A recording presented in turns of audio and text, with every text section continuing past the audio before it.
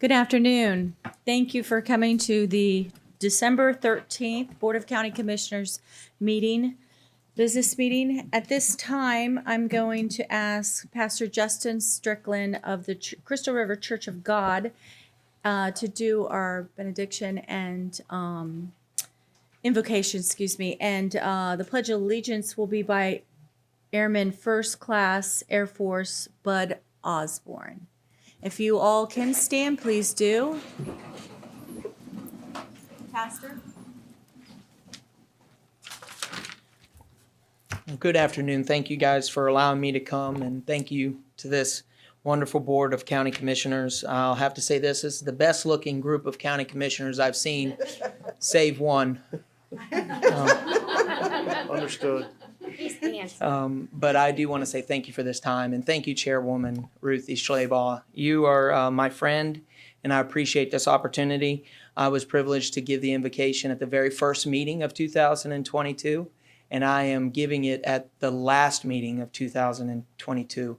And so I do not take this honor lightly. I do want to share this word with you real quick. I believe that based upon the nature of this great board, the makeup, it's obvious that our county is moving into a new season. We have an eclectic group of independent thinkers, bright minds, and all of which are great leaders, in my opinion, who wish to bring about prosperity to our special community. And I have to believe that your independence is the reason that God has chosen you. I believe that He placed you here for this time in this moment. I believe that the individual passions you all possess are what elevated you here. And I do not believe, however, that it was His design for that independence to divide you all. I want you to know I encourage you to not allow those who may have special interests to tear you apart. You were all uniquely chosen for this new season, and you all have those qualities to lead this community forward. So I pray that while you embrace unity, you also will embrace that independence that you all possess. And I'm reminded of the story of Esther when Mordecai appealed to Esther that she was chosen for her hour. He reiterated the importance of her not to remain silent. He said, "Speak up, for now is your time." Today, as I pray over you, I want you to remember that you have been chosen and that you are well equipped to do what this great county requires. So let us pray. Our gracious Heavenly Father, today we stand before you knowing that you have complete knowledge of what is ahead. And I have complete confidence in the team you have assembled, not because of what I know of them, but because what you know of them. I believe that you have created in them exactly what is needed for this new season. So I ask for those moments where they may feel so burdened that strength may fail them. I pray 2 Corinthians 12:9 over them, where you say your grace is sufficient for all of our weaknesses. For those moments that feel as if the lack of knowledge for the task is here, your word says in James chapter 1 that wisdom is available to all those who ask. For those moments where it seems to be the path forward is treacherous or unclear, Psalm 16:11 tells us that you'll show us that path and grant us joy for the process. In the times when we fall prey to the ways of the past, remind us that you are doing a new thing, as mentioned in the book of Isaiah. Psalms 40:6 tells us that you will give us ears to hear your word and the concerns of others. John 5:19 says that you will give us vision of your desires so that we can see clearly the needs of others. And I know that Ephesians 3:20 through 21 says that you give us hope beyond our own capabilities, that you will do more through us than we could ever imagine when we trust in your power. I know that there are many concerns that lay before us today, and I know that some of those concerns, there appears to be no answer, but Isaiah reminds us that you will make a way when there appears to be no way. We know that you are a door-opening, way-making, Red Sea crossing God. And no matter what obstacles we face, when we place them at your feet, we are more than able to overcome them. I also ask today for a special provision of peace over the Davis family. That today I know that they are faced with uncertainty, and that, Father, there is such a life that has been so honored by many, and we ask that you would bring peace and comfort to Mr. Davis today. I pray that your healing virtue will enter into his room, and God, you would just be beside him. Let angels shepherd and watch over him. Father, I pray for the family, for Commissioner Holly Davis.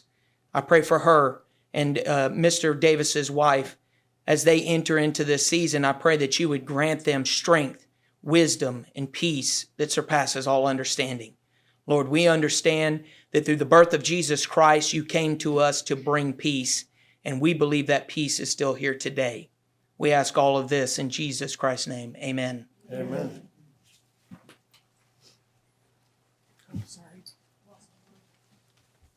If you'll please remove your hats and follow me in the pledge. I pledge allegiance to the flag of the United States of America and to the republic for which it stands, one nation, under God, indivisible, with liberty and justice for all. Thank you. Thank you. Thank you, Justin. Madam Clerk, if you could do the roll call, please. This is a regular meeting of the Citrus County Board of County Commissioners this 13th day of December 2022. In attendance are Chair Ruthie Schleybaugh, First Vice Chair Holly Davis, Second Vice Chair Rebecca Bays, Commissioner Jeff Camarn, Commissioner Diana Finnegan, County Administrator Steve Howard, and County Attorney Denise A. Diamond Lynn. Thank you.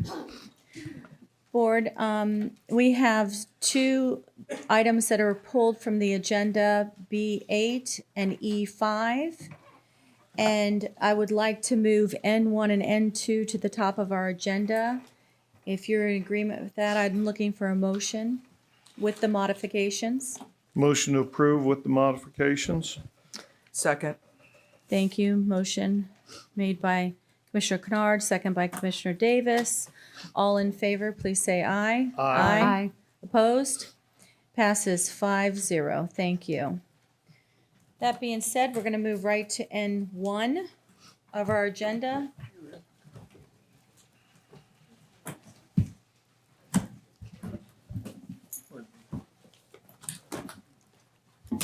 I guess I'm the one who needs to read this. Sorry, I'm a little scattered. That's all right. I can help you out. Justin left. Thanks for making me cry. I was trying not to cry up here today. So Inverness Villages 4, we have some really good news on that we do not have to do the engineering study for the 400 to 450,000. We can come up with it now. So I did a decision flow chart that was a lot more complex before. Now it's been highly simplified. And so I'd be looking for the board to move forward with getting that rough estimate.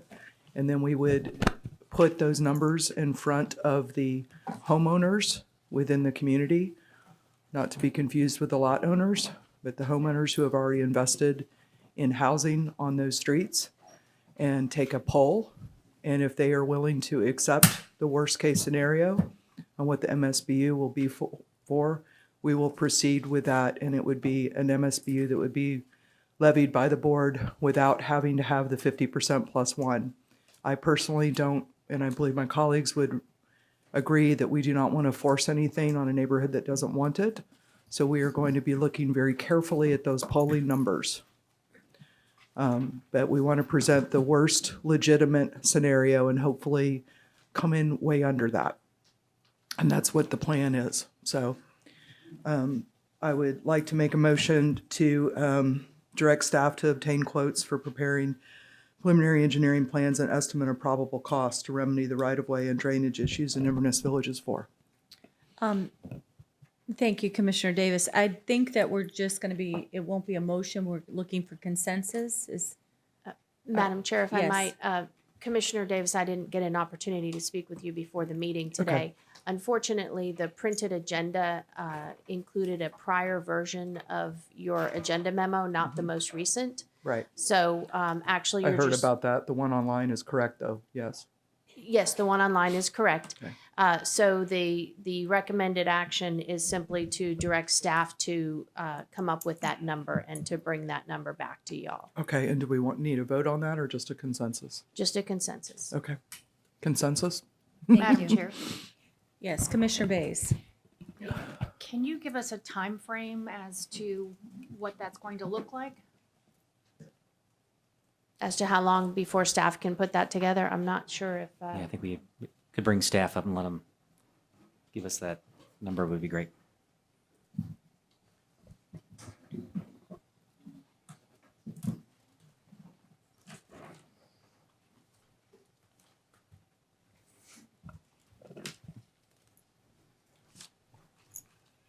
Mary Jensen, Director of Public Works, and this is Walt Eastman. He's the Interim Director of Engineering.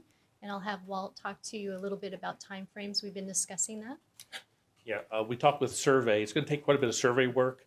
We're looking about a month or so of just field work and about a month or so of time to post-process that data and turn it into spot elevations that we can work with. We'll need to bring a sub-consultant on board, not to do engineering, but just CAD work to assist us with CAD, so we can get the number for the amount of earthwork that may be needed.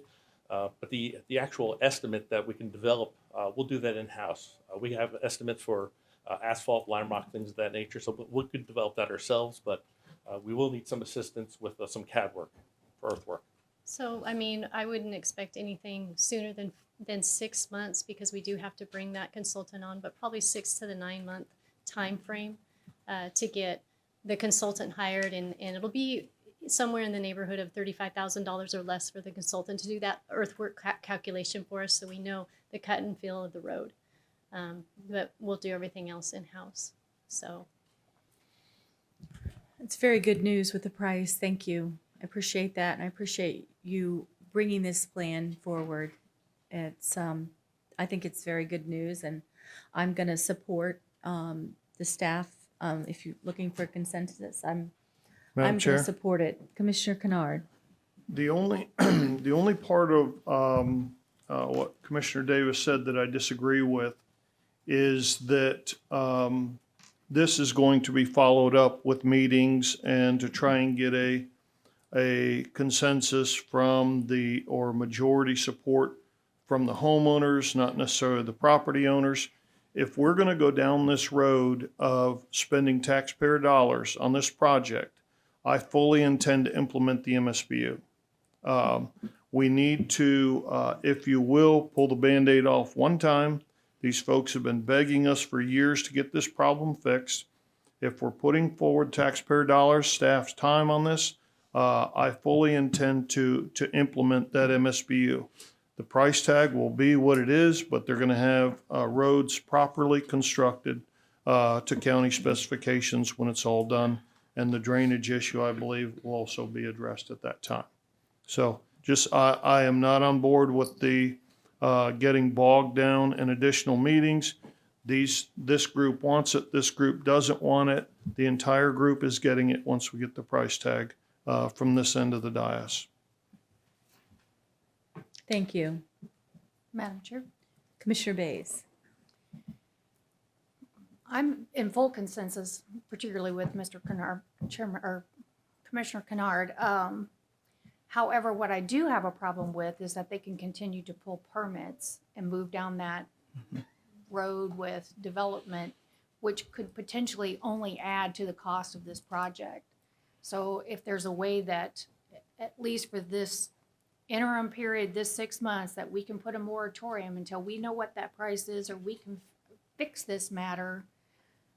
What I have a problem with is if they can continue to develop, we may have to go out and buy houses out and add to that MSBU to create drainage.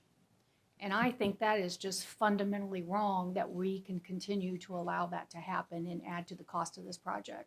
Great point. Commissioner Finnegan. Yes, I agree with both Commissioner Kennard and Commissioner Bays. And do we need to defer to our administrator to see if we can stop letting those permits happen? So we're not in the business of buying homes for stormwater and increasing the cost to the people that live there? I'm going to defer to the attorney now. So I'm just going to, I'd like to hear from our county attorney.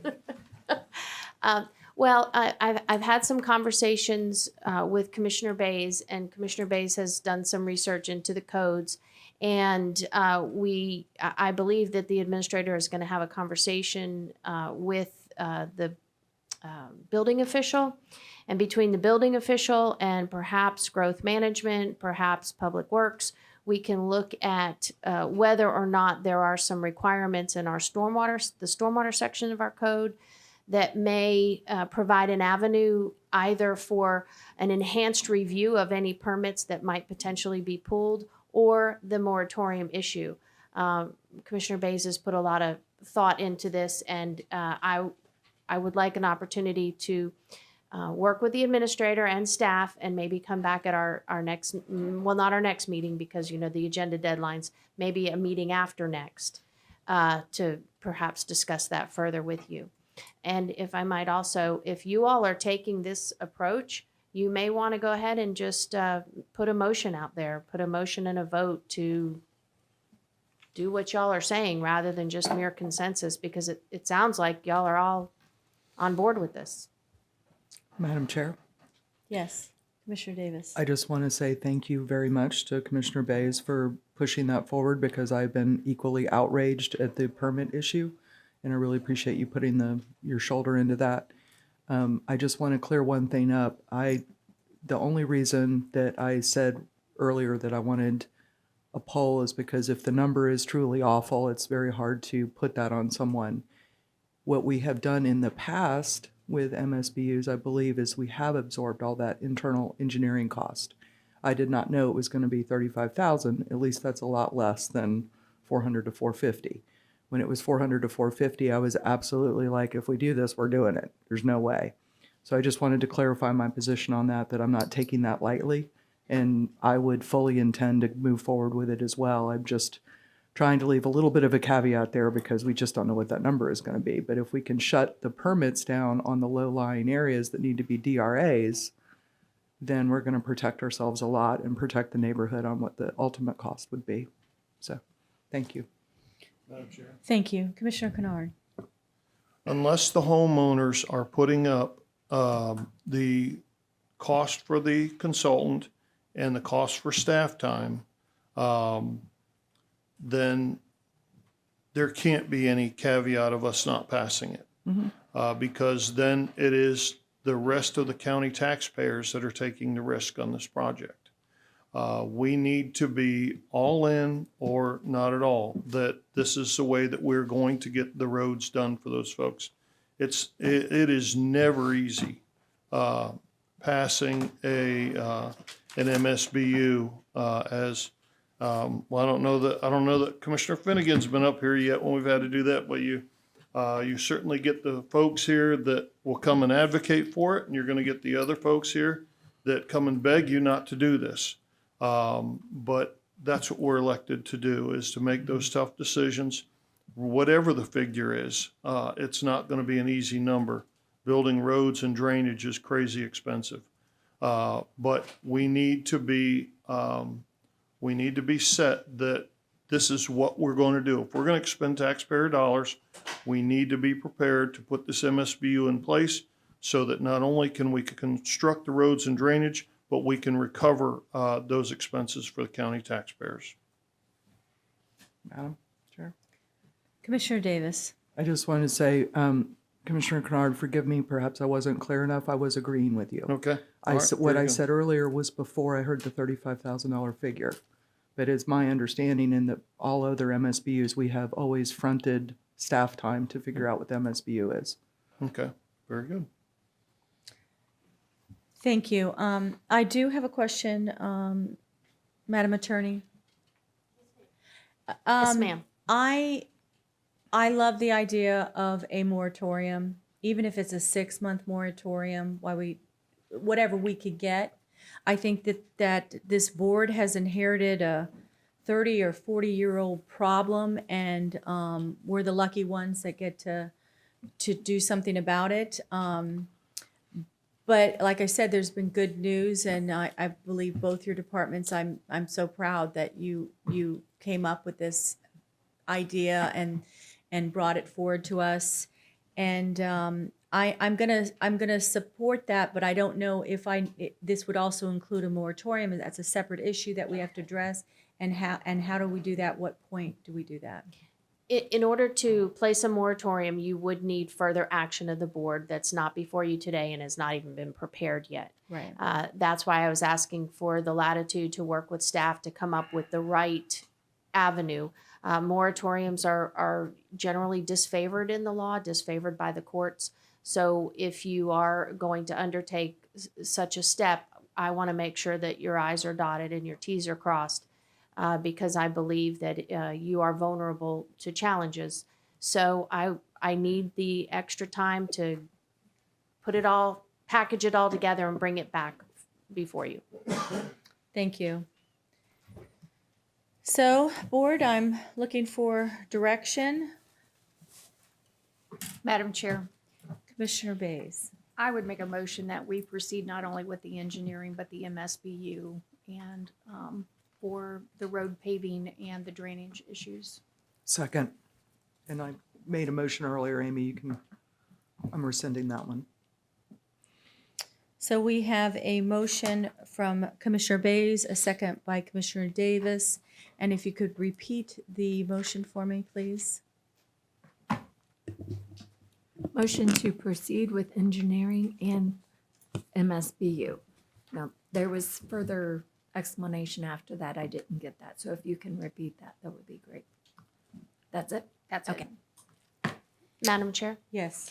And I want to make sure everyone's clear, that's just to begin the process of the MSBU, because it is quite a multi-step process to actually implement the MSBU. But I think the commissioner is basically saying the concept of beginning the process. Very good. Okay, at this time, is there anyone from the public that would like to discuss or add something to N1 for the Inverness 4 and MSBU motion or process for the engineering for the Inverness 4? Please state your name and where you live, and you have 3 minutes. Yes, I'm Dr. Carmen Kubicek. I'm in Inverness Village 4 as a resident. I want to thank all of you. You don't know how happy you all have made me. Some of our residents met individually with you, Madam Chair, Holly Davis, Commissioner Bays, as well as Commissioner Kennard, and we are really appreciative of what happened. Some of us did attend the Swift Mud meeting as well this morning, and I'm very pleased with the way things are going. Again, thank you so much, and I'm so excited about this board. I really am. Thanks. Thank you. Next, please. No, my name, excuse me. My name is Don Martin. I live in Inverness 4. I was over by Homosassa earlier in the week, and they have a sign over there on a gravel road, and the resident told me that the county put them up. I just wondered if this is something that could be done where we are. Let me get it up here, and I'll get.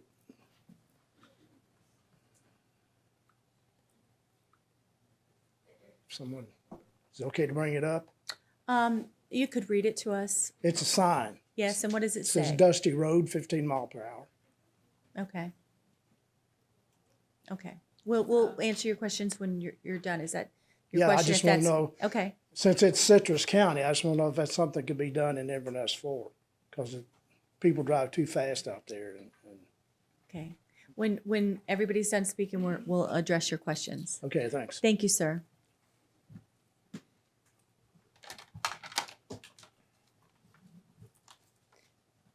Next speaker, please. I'm just standing up here because I can't hear. Oh, okay.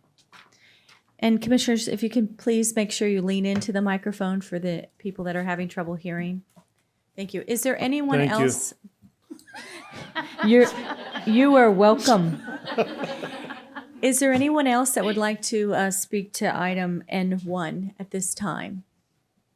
That being said, I am going to close open to the public. Commissioners, any last thoughts on this? I do Commissioner have Bays. one other suggestion, maybe. Is there a way, either on the county website, through the building department, if somebody goes in there and pulls a permit and they're wanting to build, to go ahead and make them aware of the fact that there's impending MSBU?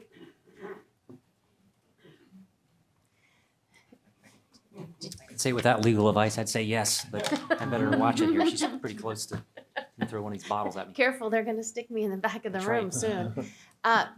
We do have on the permits already the disclaimers that other governmental entities may require a permit and so forth. I also understand that there are some areas of the county which there's, and I'm sorry, I don't know the correct terminology, and people are probably going to laugh at me from the building department, but there's some kind of a flag or a disclaimer that's in the system for certain areas, like certain subdivisions where it's known that certain things are going on. So we can certainly. But more to my point is typically the individual does not go pull their permit, their builder does. So if we have a circumstance that the builder is pulling the permit for an individual, can we reach out and notify those people ahead of time, or can we make them aware of that fact? Because it's my understanding, not everybody's complete, open, and honest about what's going on. Can we look into that? Sure. Commissioners, anyone else? Commissioner Kennard? I don't know how we get there with this discussion, but before I cast a vote, I would like to know that we are all on board that this MSBU is going to pass when it comes back before us. I don't want us to get lost in the weeds with this, and the taxpayers eat the cost of this engineering and the consultant. And once again, Citrus County Commission punts when Right. a tough decision comes up. Well, I can't speak for the rest of the board, but I do know that there are 500 sites, 200 and some odd homeowners.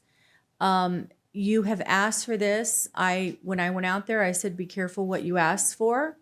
But if we are going through this process, this has to be on your shoulders, not the rest of the county's the taxpayers of the rest of the county. So I would concur that this is if this train leaves the station, we're not stopping it. So I don't want you coming back and saying, oh, you charged us too much for the MSBU, because this is going to be on your shoulders. Madam Chair, Yes, sir. I don't expect that it will be these folks that will come. It's going to be the people who come and say, I bought my property on a dirt road out there because it was in a price range that I could afford. I built this house because I didn't want all the additional expense of the road maintenance and all of that. And now you're changing the deal after I've purchased and constructed my home.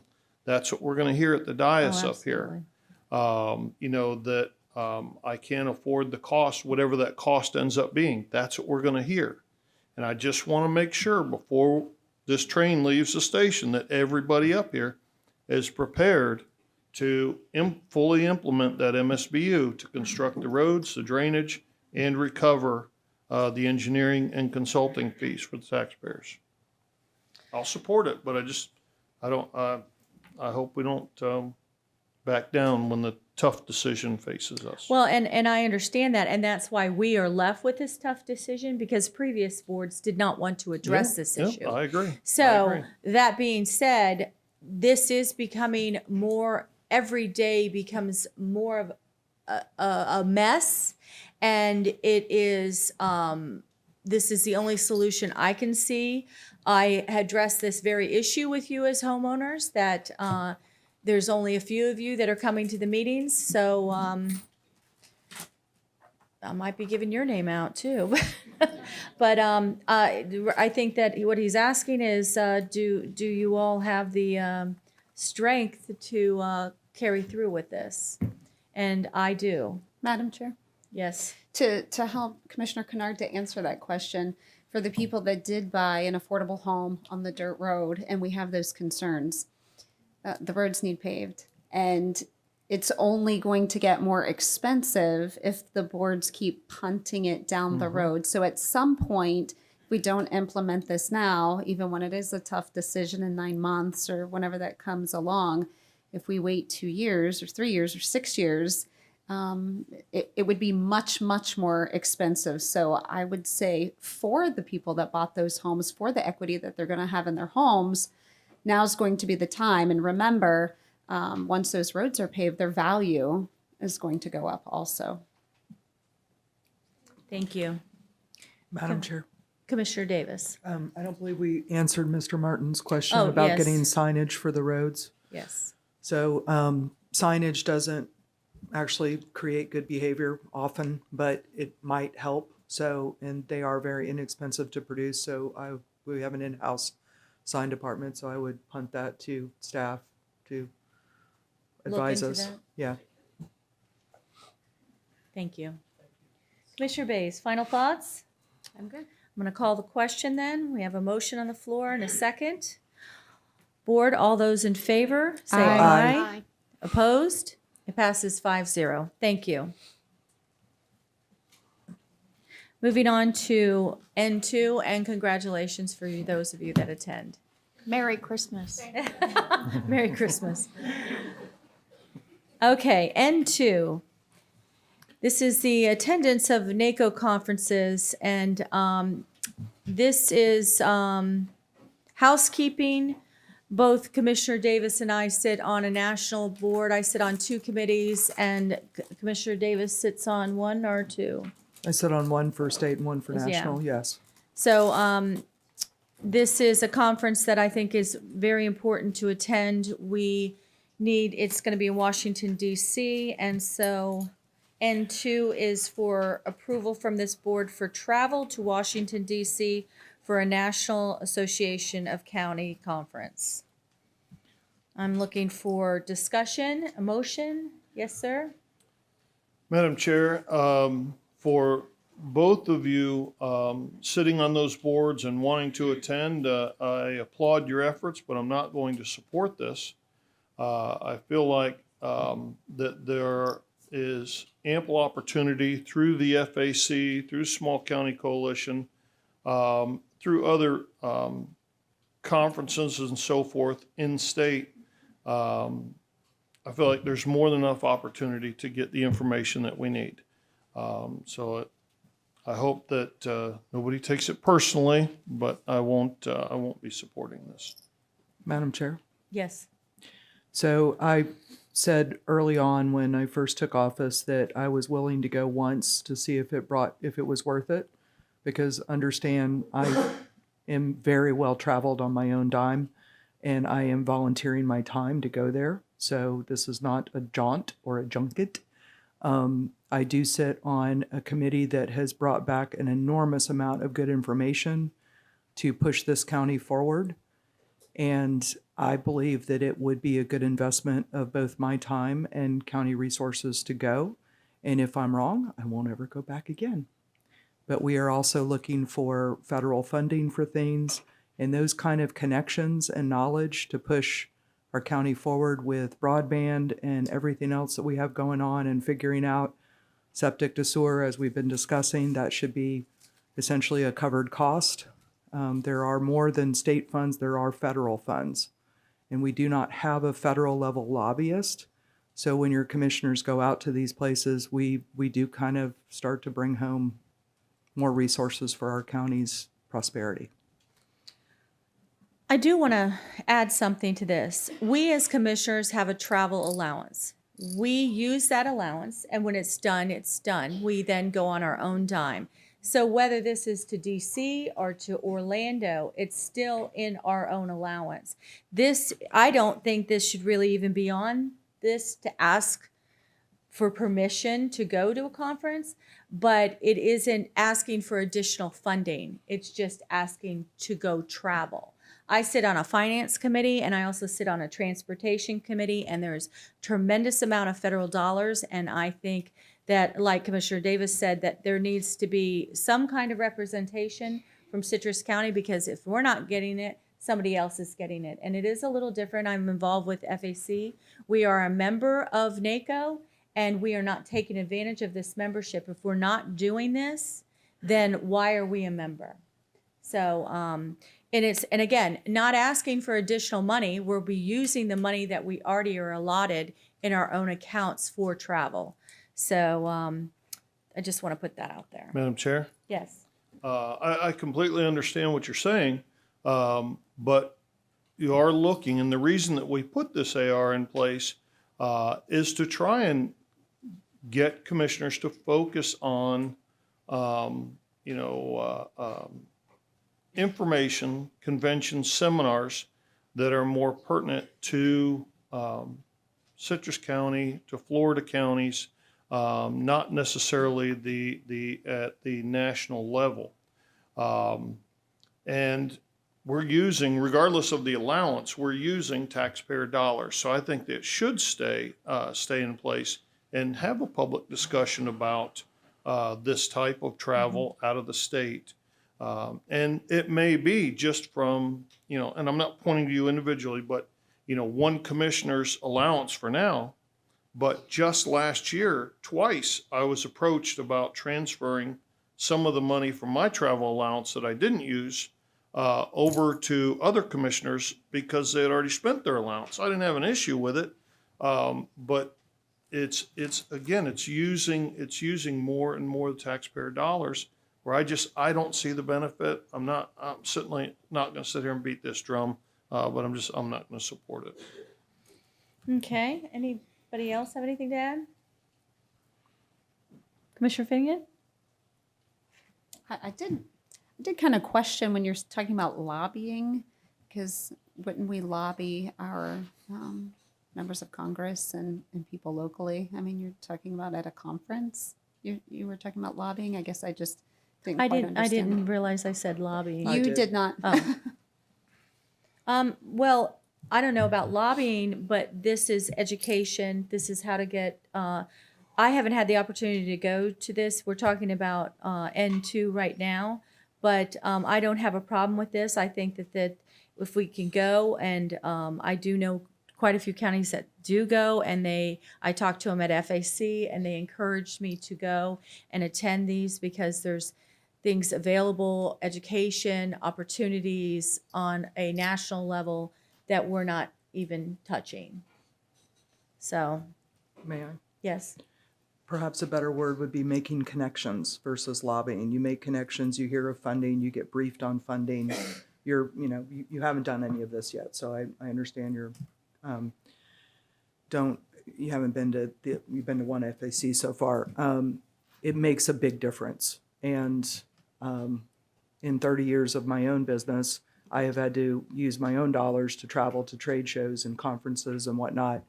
And you better believe if I don't waste my time or my money to go, if it's not worthwhile. So I would like to try it once. And if it's not worthwhile, I won't go back again. But I believe, based on what Commissioner Schleybaugh and I have heard at FAC and my experience on a committee, I'm not sure if Commissioner Kennard has ever sat on any of the NACO committees and gotten some of the great information that we've gotten just through Zoom calls. But it's a powerful tool, and to help our county grow in a way that we want, this is, I believe, one of those excellent tools that we need in our toolbox. Thank you. So, board, I'm looking for a motion for N2. Motion to approve N2. I'm looking for a second. Madam Chair, Commissioner Bays? I'll second the motion, but I got just a couple of things to say. Okay, we have a motion on the floor from Commissioner Davis and a second from Commissioner Bays. And Commissioner Bays, what would you like to say? No matter what board we sit on, whether it's a local board or it's an external state or federal board, I think if we go and we represent, we have an obligation to come back and share the information. Whoever's on that board, we should be talking about it. Mm-hmm. Absolutely. I gave some information today. I mean, there's a lot. I sat on every committee at Florida Association of Counties, and there's a lot that comes down. There's 3,000 bills a year that are passed in the State House, or presented, I should say, and only about 200 of them get passed. But you better be aware of what's going on around you, and you better be focusing on them. you know, the legislature right now, you know, they have a habit of meddling in local politics, if you will. They like to tell us what we can and can't do. We need a voice. We need to be unified. There's 120 legislators and 40 senators, and there's 300 and some odd state commissioners. You multiply that across the U.S., and there's over 3,000 commissioners across the United States. The federal transportation reauthorization bill is huge. And I can guarantee you there's a lot of people that's going to be standing up there with their hands out. Citrus County right now, as of this moment in time, we can't even match the funds that we need to participate at the state level. That's where we're at. So we have to have this honest conversation with ourselves about who we are, what we want, and where we're going. And it's time for all of us to dig our heels in and get to work. I'm not talking about a vacation or going up there and sitting in your room or doing whatever you're going to do. And I'm not trying to say, I don't care where it's at, even at the state level. But if you're going to go and you're going to spend the time, do it and do it right. And then bring that information back. That's all I'm going to say about it. Thank you. Anything? Amen. We have a motion on the floor and a second. Would the public like to comment on N2? Please state your name and your address, and we'll give you 3 minutes unless you have a letter on file. Thank you. My name is Bob Rudemiller. I'm Floral City. And I think there is something that is essential, and all of you have kind of trusted on it. My grandpa once told me, nothing ventured, nothing gained. I think it's about time we do venture, as Commissioner Bays has just suggested. Citrus County has a huge need for skilled labor. We've just scratched the surface. We started one class at the Citrus County High School, and immediately there were 152 students that registered. Immediately, overwhelmed us. I was at Checkers the other night, and when I saw one of the students at Checkers, and he was so happy, he recognized me, and he said, "Oh, this is it was really a great program. I was ready to drop out of high school." I said, "What's your future? Where are you going?" He says, "I don't know. There's no path. There's nothing beyond this one course." He says, "I'm thinking to go to college, but I'm not sure what they offer in terms of a skilled trade." So there's a huge demand for a skilled trade school, which is going to take, if we do this, if the county undertakes this, it's going to require a massive amount of funding. I've been working with the school board and other agencies and trying to do this. The state denied us the last funding cycle $154,000. The school found the money to do it themselves. However, on a federal level, there is a tremendous amount of discussion and need for increasing our skilled trades education. I'm convinced there's a source there, but you're not going to find it unless you go there, unless you investigate it, unless you represent. And also, you need to be in front of our state senators and state representatives in Washington, D.C. as well. I believe you can be successful. But again, nothing ventured, nothing gained. Thank you. Thank you, sir. Would anyone else like to speak on this subject? Okay, if not, I'm going to close the public comment. Commissioners, I'm going to call the question. N2. All those in favor, say aye. Aye. Opposed? Nay. So it passes 4-1. Thank you. Okay, we are going to go back now to B, our consent. Like I said, we pulled B8, and would you, I'm looking for a motion for this consent agenda in its entirety with the modifications. I'll make that motion. Second. Thank you. Motion by Commissioner Finnegan, a second by Commissioner Kennard. Would anybody like to, from the public, speak on our consent agenda? Okay, that none coming forward. Board, all in favor, say aye. Aye. Opposed, nay. Passes 5-0. Thank you.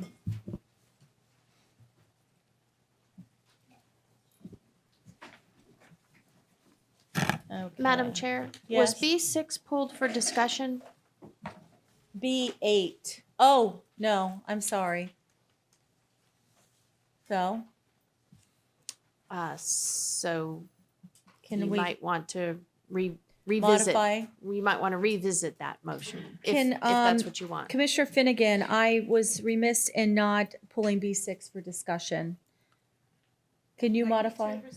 I would like you to modify your motion if you feel comfortable. Madam No. Chair, at this point, you might just want to do a motion to reconsider the consent agenda. I would like to, can you, I'll make a motion to reconsider the consent agenda. Second. okay. And then you would vote on that motion and then take up the consent. Okay, do I need public comment for that? No, ma'am. Okay, all in favor, say aye. Aye. And opposed? Passes 5-0. Thank you for that housekeeping. Finnegan and Davis. Okay. So we are at B6. Is this, let me see here. Madam Chair, I think you've got a clean slate with regard to B, so you probably want to start from the beginning of whether or not anyone wants to pull anything from the consent agenda. Okay. And that would be B6 and So- B8. 8.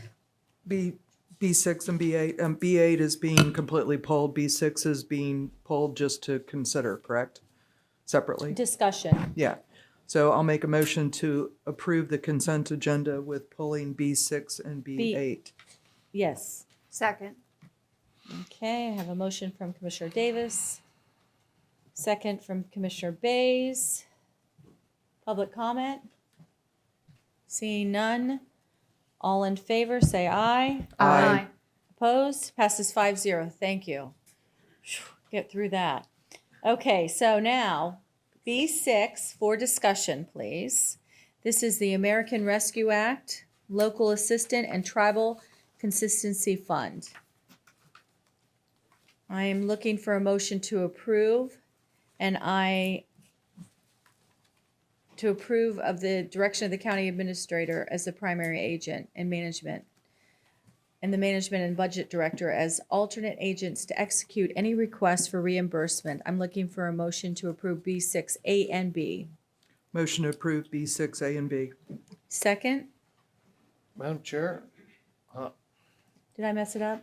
no, I guess I'm wondering, if we're not gonna have discussion about it, why did we pull it from the consent agenda rather than just approving it with B1 through B7? Because my understanding, it wasn't supposed to be on the consent agenda. Oh, all right. It was an error, a clerical An error. error. Okay, Error. all right. I will second the motion then. Thank you. Public comment? I just believe because of the dollar amount. Okay, all right. Okay. I didn't know what the issue was while we were pulling.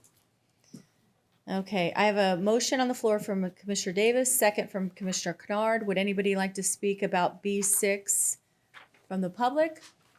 Seeing none. Board, any discussion on this?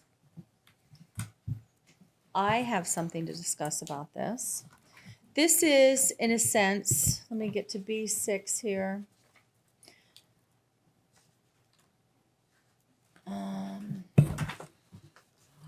Where am I?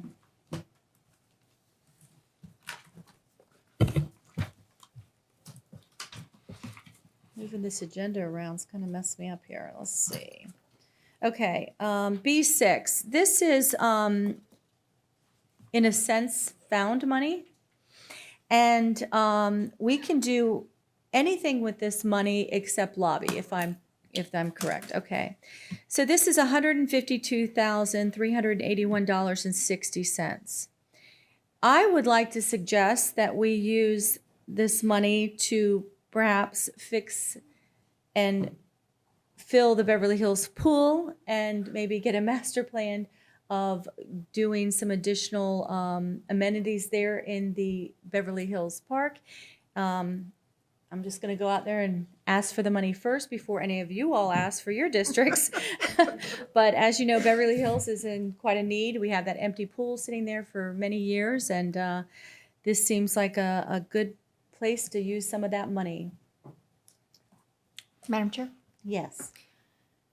Is this literally one-time money? Because it says identifies as PILT. We used to always get a reoccurring PILT payment. Get Erin if she'll come forward just to discuss that, but it's my understanding these are these 2 payments we'll receive. I call it one-time monies, but let her just clarify.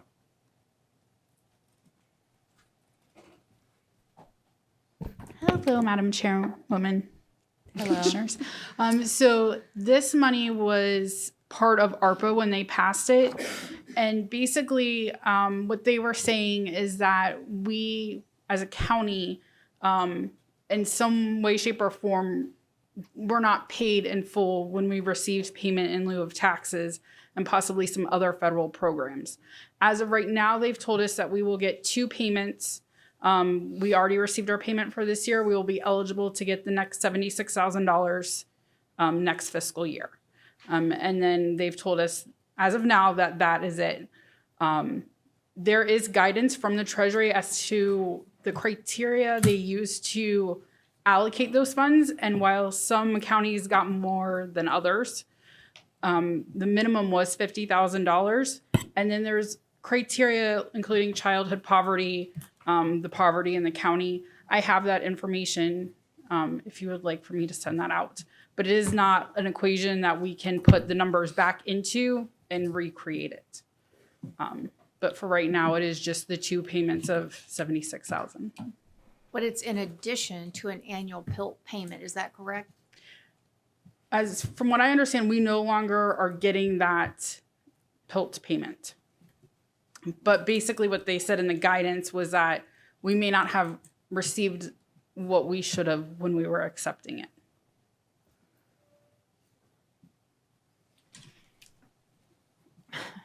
I'm not sure who to direct this to, but I think we need to investigate.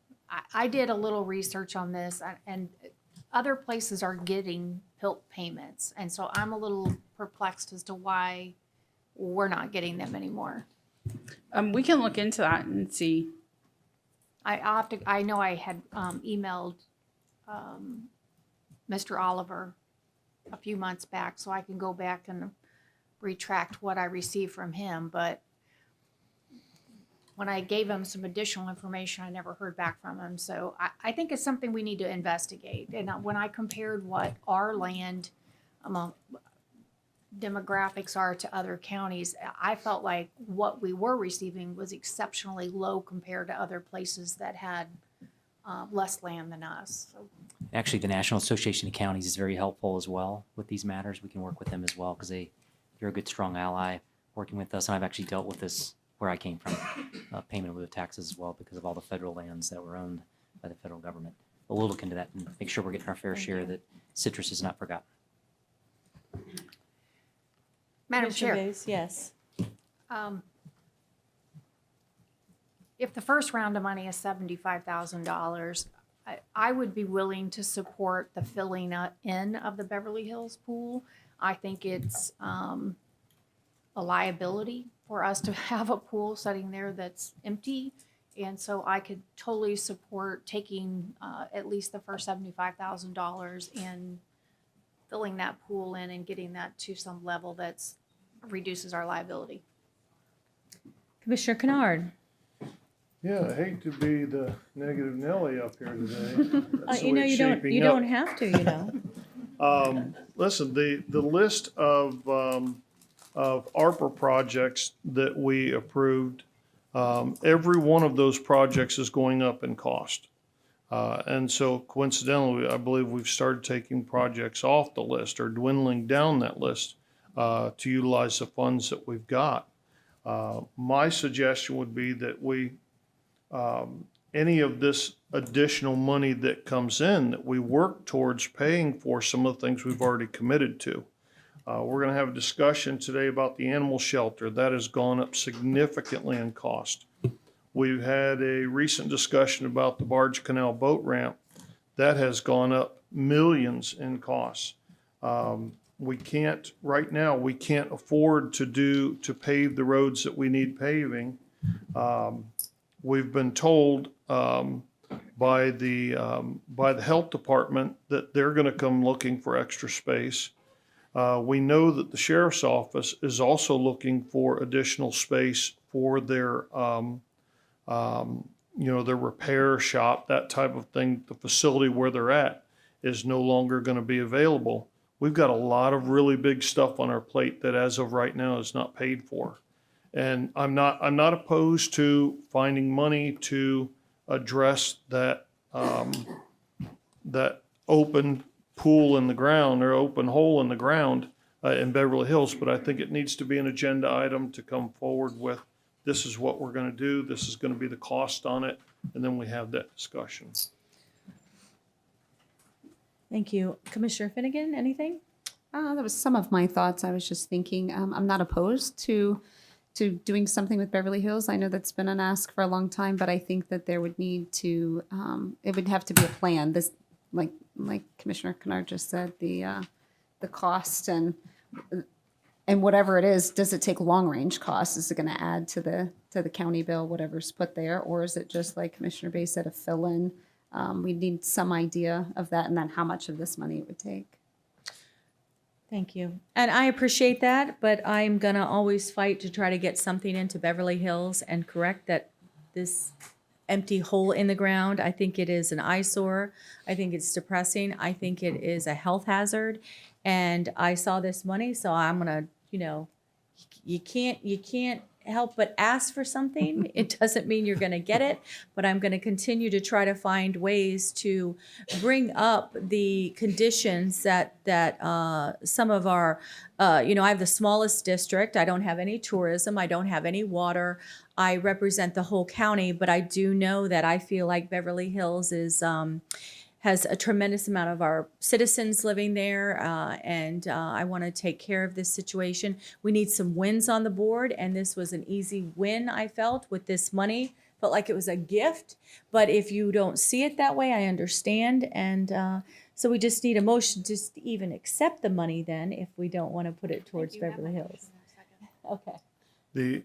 Madam Chair, and I think it sounds to me like you'll have the support to do something there, but doing this, making those kinds of decisions on the fly up here, when we don't have hard numbers, when we don't have a solid plan, I don't think is the right way to do it.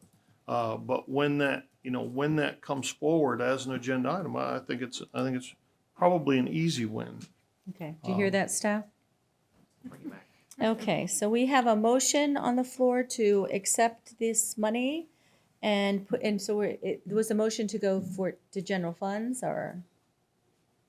I think the motion's to accept. Yes, ma'am. And we have a second, and is there any public comment? Did I already do that? It must be getting close to Christmas because I'm having some foibles here. Did I do public comment? Okay, would anybody from the public like to speak to B6, this money? Anybody? Okay. So board, all in favor say aye. Aye. Opposed, say nay. It passes 5-0. Hallelujah. Okay, next. Mr. Howard.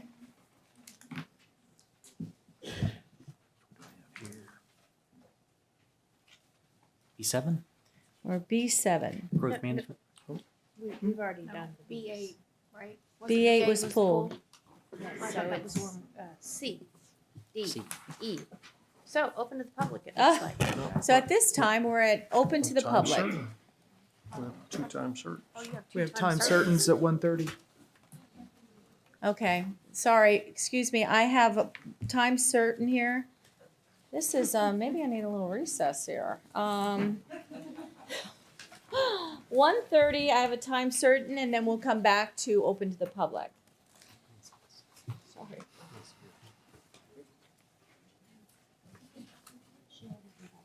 Okay.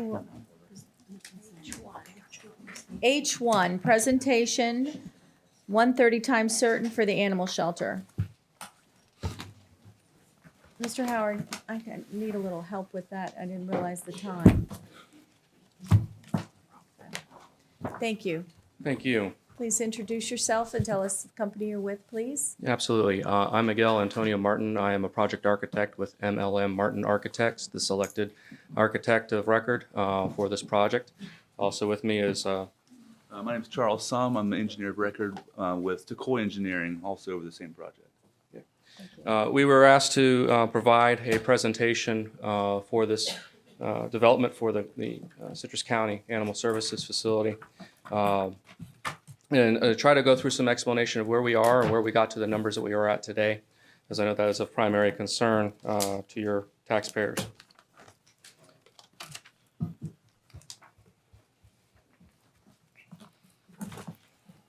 Charles. So a little bit of a snapshot of where we are and what we have done. We reviewed program assessment that was provided to us by a criteria architect. Also evaluated the existing facility, as well as the proposed and future capacity needs presented to us by staff, as well as the doctor in charge. We've also looked at the state-of-the-art practices and standards being applied to the facilities, not just here, but across the state. We've also looked at different building components, finishes, and equipment, as well as looking at our plan and how to build it according to the best practices for wind strategy, wind mitigation, and whether or not this building gets classified as an emergency shelter. Also looking at the plan that was provided to us and looking for efficiencies and a way of doing our site organization and building organization. We've also prepared a preliminary plan and some 3D views of where we're at today. Next slide, please. Let's look a little bit at the present facility. Currently houses 16 cages for felines, 68 runs for dogs, and the criteria architect provided us a plan that included 88 cat condos or cages, 106 canine kennel runs, and additional intake hold rooms for two large dogs, and 4 cat cages. We went through and verified program, not only this number, but the size and the need for the facility. And we're a little bit off the original numbers, but I'll give you an explanation as to why. We still provide 84 cat cages, but this is actually putting them in as a single line. We find in the industry that if you have cats cages facing each other, you have the most propendency for infectious disease to pass between the cats. That's mostly by air. That also puts a lot of stress on the animals because they're actually enticed by each other and egg each other on. So we've reduced the quantity, but still kept about the same number. Dog kennels, we have 106. Why did we reduce? The kennels that were provided to us in the criteria plan were prefabbed smaller kennels. We actually have a slightly larger kennel, and in some instances, extra large kennel for older breed, large breed animals, or animals that come in with offspring. We also put into our plan future expansion. Our plan does not have a shoehorn in by a road or property line, but built off expansion to increase an additional 56 dog runs and 52 cat condos. As you can see, with the staged and phased program, you are well exceeding the original program. A little bit of a basis of our cost. We have done animal service facilities for counties across the state of Florida, 9 in our recent history, and all of them come in at about the same cost per square foot. And I'll give you a little explanation of why that may be a little bit different than your private facilities. Next slide, please. What builds into the state of practice? We currently have local Florida building codes, as well as national shelter codes if you become a shelter of last resort, and as well as NFPA 150, which is a specific fire and life safety code for animal service facilities. Many of those that are aware of animal service facilities, there recently was an incident in the city of Orlando where fire was able to bridge from one spot to the facility to the next in a rather rapid scenario. This code was enacted well before that, but following those standard practices not only increases the life protection for the animals, but also the human occupants. It goes well above and beyond what is standard practice for business occupancy. Other things that we've looked into are fear-free. Something as simple as the organization of the kennels and the way you progress through the building adds either stress to the humans coming to adopt or the animals themselves looking to be adopted. If you pass through a kennel, canine facility before going through a cat or vice versa, the animals become agitated and alert, usually not putting off the best aura to be adopted. So we actually follow best practices for fear-free by arrangement, but also finishes and lighting, color selection, and the list goes on. Your shelter will also house a veterinary clinic, which has its own guidelines and requirements for being sterile for working on the animals. Next slide, please. But what really drove up the cost? There comes down to three basic items: finishes, materials, systems, and the equipment going in. I'll start with the equipment. For cages and kennels, you want something durable. You don't want something the animals are going to claw at, chew on, that's going to degrade and become a maintenance nightmare. So we have upgraded to stainless steel kennels, or can even go to a galvanized cage, but we want something there that's sturdy. We don't want something plastic. The clinic equipment, we want to be state-of-the-art, providing the best care for their patients, the animals. We also want to look at the cabinetry and all that goes in the wet areas. It's very easy to go and pick up a piece of case good from Home Depot, but as soon as it gets wet, it's done. We know that with these facilities, they don't always get the best of maintenance and care budget. Once we build these facilities, they're meant to last a lifespan 25, 30 years before they're touched again. Just a case in point, Orange County was one of our very first animal service facilities that we designed. They came to us literally 30 years on the mark and asked us to do a study for them to expand that facility. It had been 30 years since they last touched a building.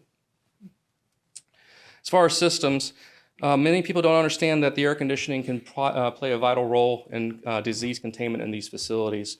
If you talk about recirculating air, you're recirculating disease. These facilities are 100% outside air. So the cost on the equipment just to do that type of air conditioning is quite substantial. Plumbing and drainage. It's not just a household toilet, it's not just a household drain. This has hair, waste, and even sometimes food particulate. Those have to go through special separators. They also have upsized piping, so you're not having to go out there and snake every couple of months. It's meant to its size for the longevity of the facility. And security and safety, you got access control and CCTV, keep people out from where they need to be. When it comes with the vet clinic, usually comes with drugs and protecting of those valuables. And we also look at the power backup systems. You can elect to do a whole facility emergency generator. You can do just the clinic and your IDF, but that's a price decision that we need to make.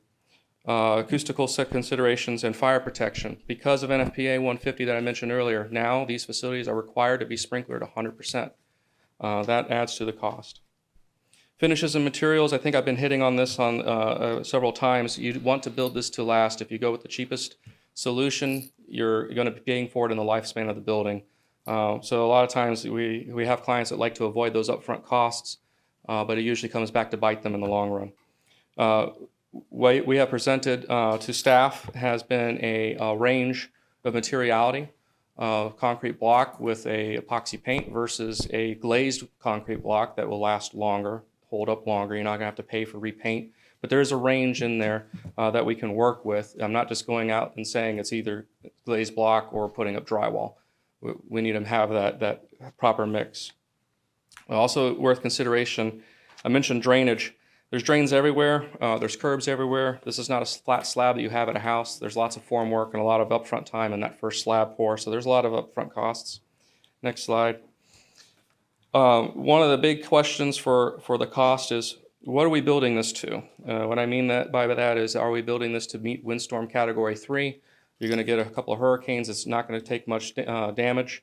Or are we doing this as a standard commercial build as a category 2, where you're going to expect to have some moderate damage, siding coming off, shingles coming off, roof panels coming off, that's going to require a cost?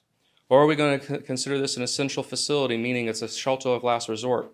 when your county residents need to evacuate on a storm coming in from the coast, do they have a place where they can house their animals, or are they resulting in leaving their animal at the shelter as a shelter of last resort? If you do that consideration, that has the most cost implications because the building then becomes an ICC level shelter of last resort, building up the structural cost. We left the plan on here to show kind of a finger-like arrangement. We built this into the project with flexibility in mind. Always, always, always budget conscious, meaning if you come to a point where you cannot afford the full facility, we can easily isolate some of these buildings and call them additive alternates. Let the bidders tell you if they can afford it or not. So this plan easily affords that. Also, the outlines on the plan show where future expansion could go at the end of the finger, not impacting parking, roads, or site work. So you build the roads and parking lot once and you don't impede on them. Next slide. Currently, the site plan houses 74 parking spots, 10 of which are future, and that's all on the public side. That's the areas marked number 1 on the plan. Area number 2 is for staff and county vehicles. We do not normally count those vehicles in the county count requirements, as those are usually stationary park vehicles, not personal occupancy vehicles, meaning trailers, county-owned trucks, and the like, and those are a separate lot. We have areas marked as number 3 as numerous play yards and encounter locations for public to interact with animals prior to the adoption.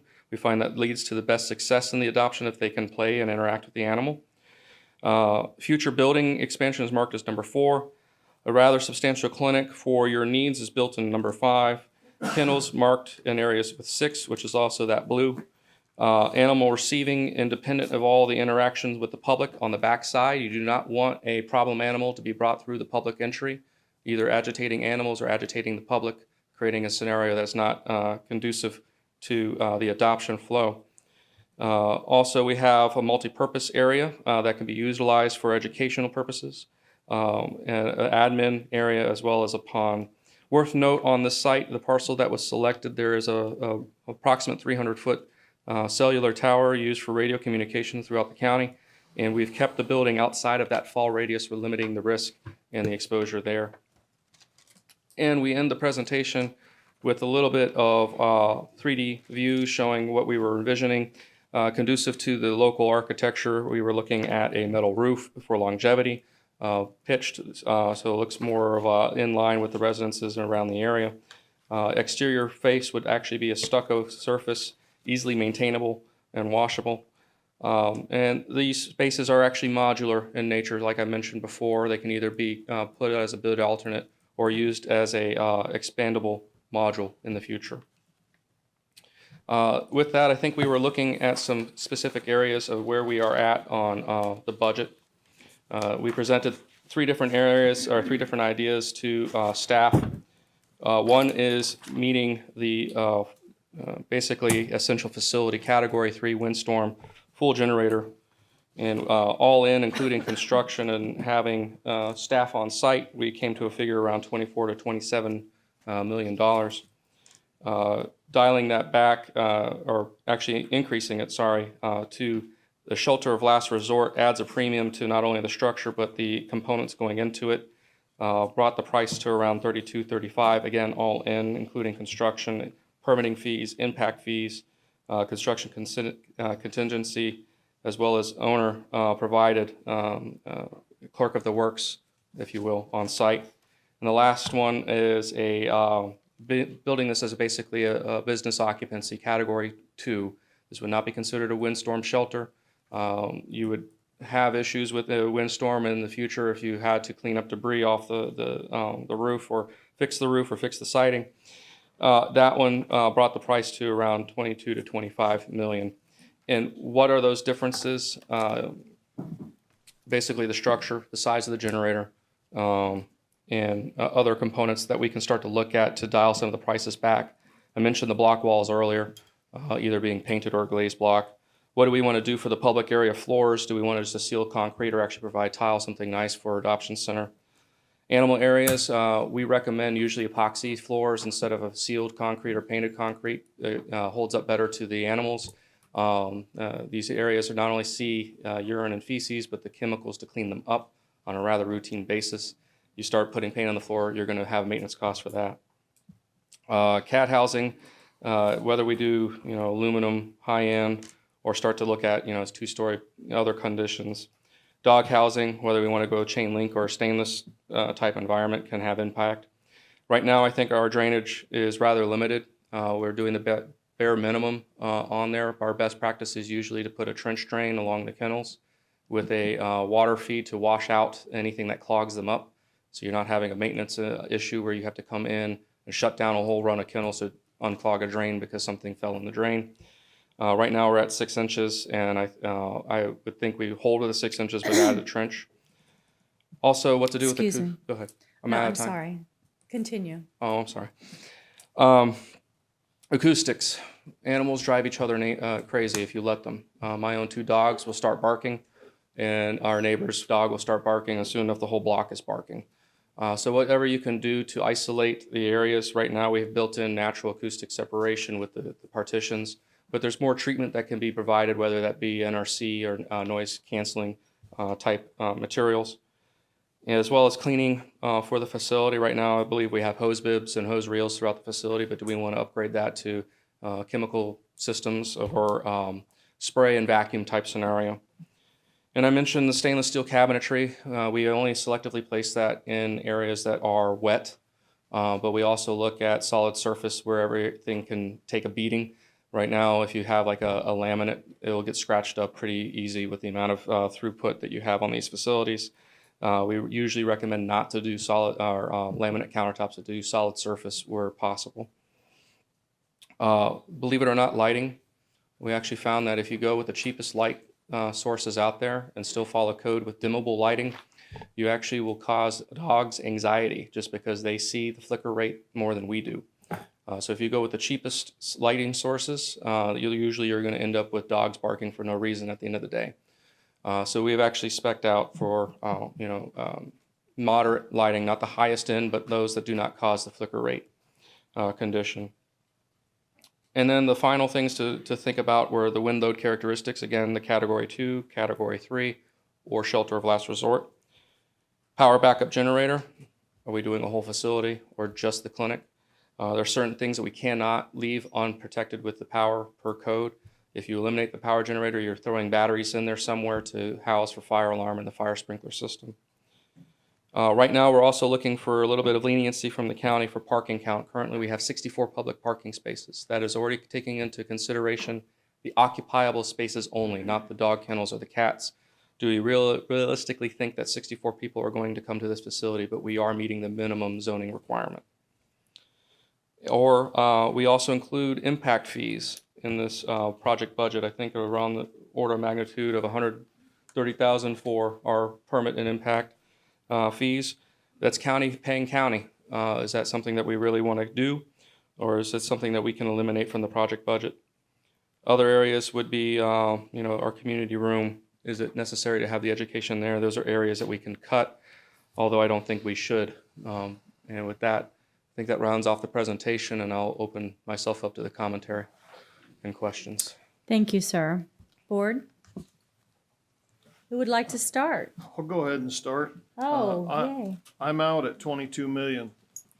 Yeah, I appreciate that. We started this discussion, and I don't recall what the exact figure was, but I think we were in the neighborhood of $11 to $12 million. And I think ultimately we authorized the administrator at that time to bond up to $6 or $7 million. So I'm just going off the top of my head. But I remember the discussion at the time was that, in fact, we took some criticism for it, that we were spending all of this money for a shelter that was not going to increase capacity, but that we would have the ability to add modules to it and increase the capacity. And if I'm reading this right, it looks like at a minimum, we're increasing the dog runs from 68 to 100. Is that correct? At, The other one excuse me, has- yes, the original design that was provided to us, or the original facility that we inspected has 68 dog runs. The program criteria gave us 106 that we were supposed to meet. We brought that down to 100. So we're still increasing our capacity there by nearly 50% and increasing the capacity for cats at in excess of 400%. The original discussion that we had when we started down this road was that the facility that we constructed was going to be essentially the same capacity as what we have now. This seems to be growing very, very quickly, and the price, to me, seems out of control. I don't remember saying that we weren't increasing the capacity. But I think that the $22 million that you threw out there was a little unfair. That's with everything, and we need to discuss about where we're starting and what we feel comfortable with. That, to me, is the full kit and caboodle. That was at a shelter of last resort, right? Was the No, 22 no, to sir. 25 million? The 22 was at a Category 2 windstorm rating and minimal generator. So the generator would only cover the clinic and your MDF or communications room. I did want to also point out that when we were running our per square foot cost, our building prior to construction and all the add-ons for windstorm rating and generator was roughly around the ballpark of 14 million, which is roughly around the ballpark of what was provided to us from the criteria architect that did the initial study. That particular budget did not include the actual construction contingency costs, permitting fees, outbuildings such as barns, site work. In fact, it was siteless at that point. So there's a little bit of the movement and add is just by the nature of once you place the building, you have to actually work with the site.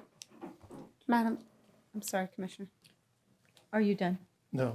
The site work that you mentioned, do you know what that number is? Because we moved to this location from the location next to the jail where this was originally going to go, because we were told at that time the site work could be in excess of 200,000, 250,000, somewhere in that neighborhood. Do you know what we've got included for site work at this location? We provided a value in there at one point. Sir, just a second.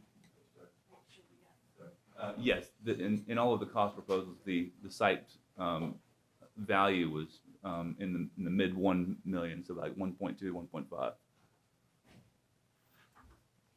That raises another question then, and I hate to do all this at this point in the game, but if we're taking a prime piece of commercial property, we're moving the facility right out there on 491 to avoid that $250,000 site work bill at the other one, and now we're talking about a site work bill of 1 point something. No, that doesn't make What sense. did we gain? No, I don't think, there's no way that other site was $250,000 of site work. That has an elevation. I think something's getting crossed here. That was the number that was floated to us. I wasn't privy to that number, but to Yeah. add to the discussion, was that for cut and fill or for all utility cut fill site prep? Because our number is for the whole kit. I don't know that we got a breakdown of what was included, but I do remember that that if we go with that site next to the jail, you're looking at $250,000 just in site work. And I'm just bringing some of these things up because it seems that the game has changed pretty significantly from when we started this. Well, and I understand that, but I think we need to get clarification on that because I was told there's actually less site work cost on this property than there was at the other one. Yeah. So I think by saying, I don't know where the 250 comes from because I never remember hearing that number, but that's beside the point. We need to get that. We need that. We can't just float those numbers. Mr. Eastman? Madam Chair, board members, the 250,000 you're referring to, Commissioner, that was just for the wall at the alternative site back by the jail. There's tremendous amount of topography at that site. There's a lot of drop from the one end to the front, but the cost that you're referring to was just for the wall. Okay, that was not clear at the time. What we were told was the site work bill, and I'm not trying to be argumentative here, I'm just saying, the story's changing on this thing. Yeah. Because as I've pointed out, the size of it has already changed, and we can certainly go back in the record and see where we were told that essentially we were spending all this money to build a new shelter, which I was on board with, that was essentially going to be the same size.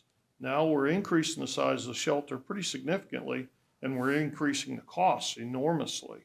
It looks to me that there are months worth of value engineering that needs to happen to bring these numbers down significantly.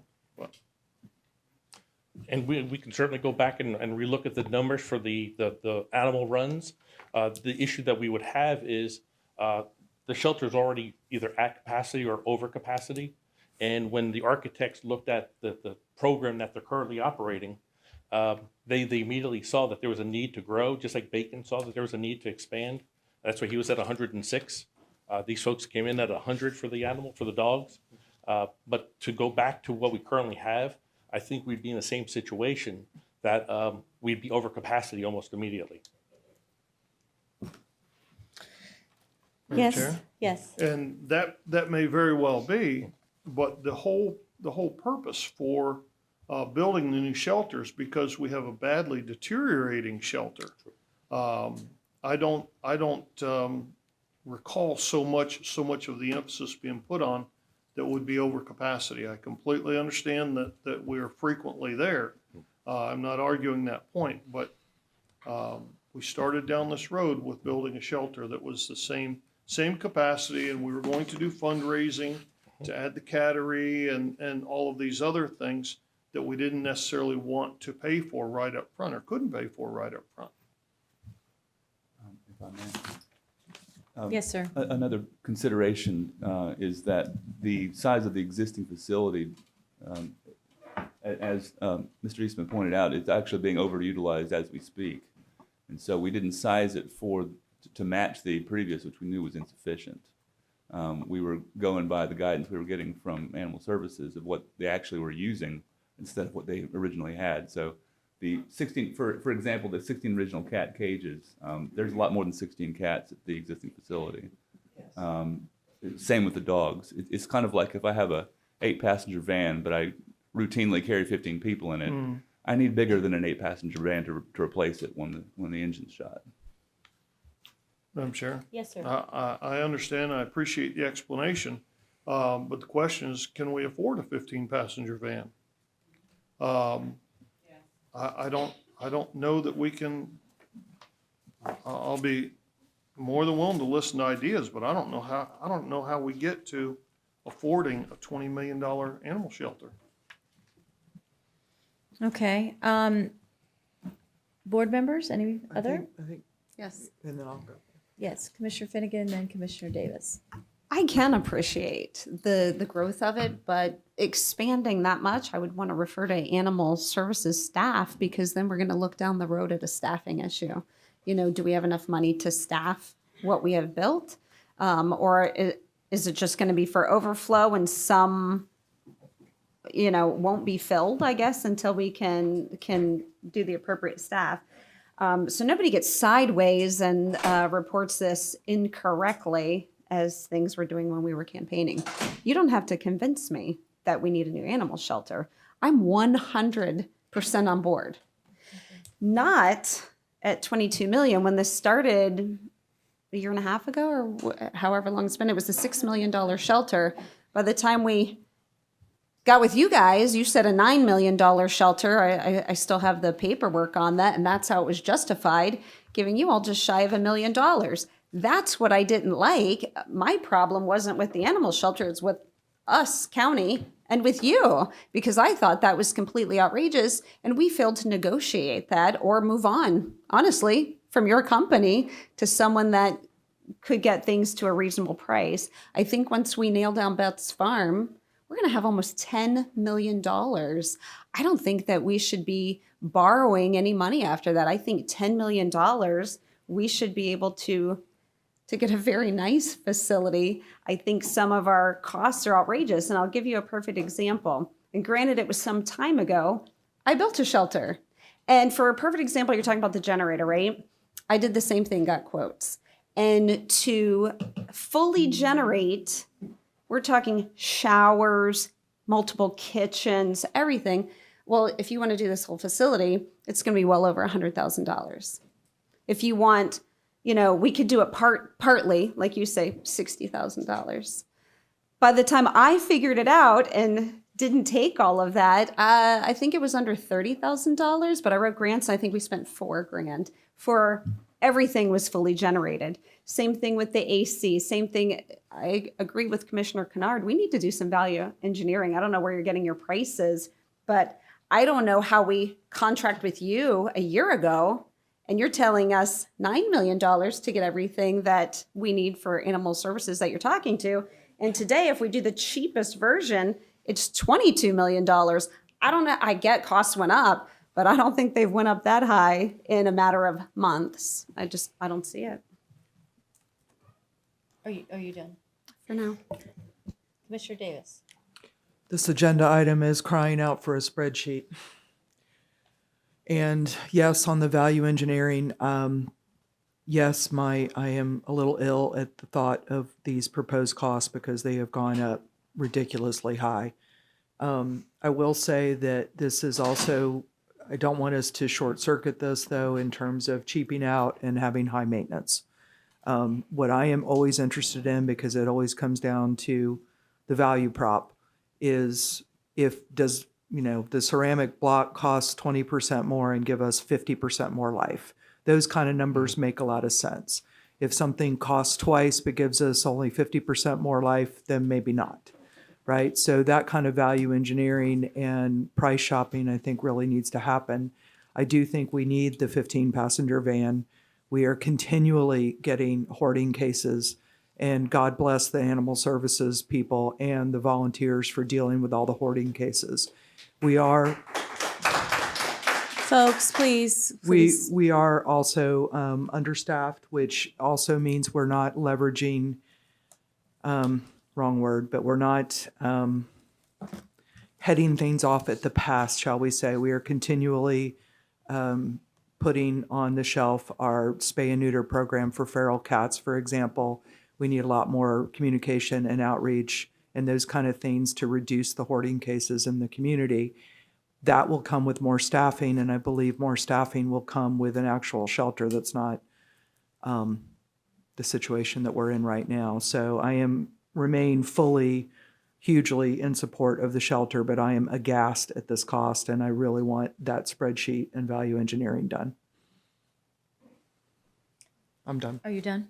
Commissioner Bays? What is the square footage? Roughly 33,000 square foot. Well, I don't know. We've been working on a assisted living veterans center for 100 beds, 20,000 square feet, and right now my budget's $13 million.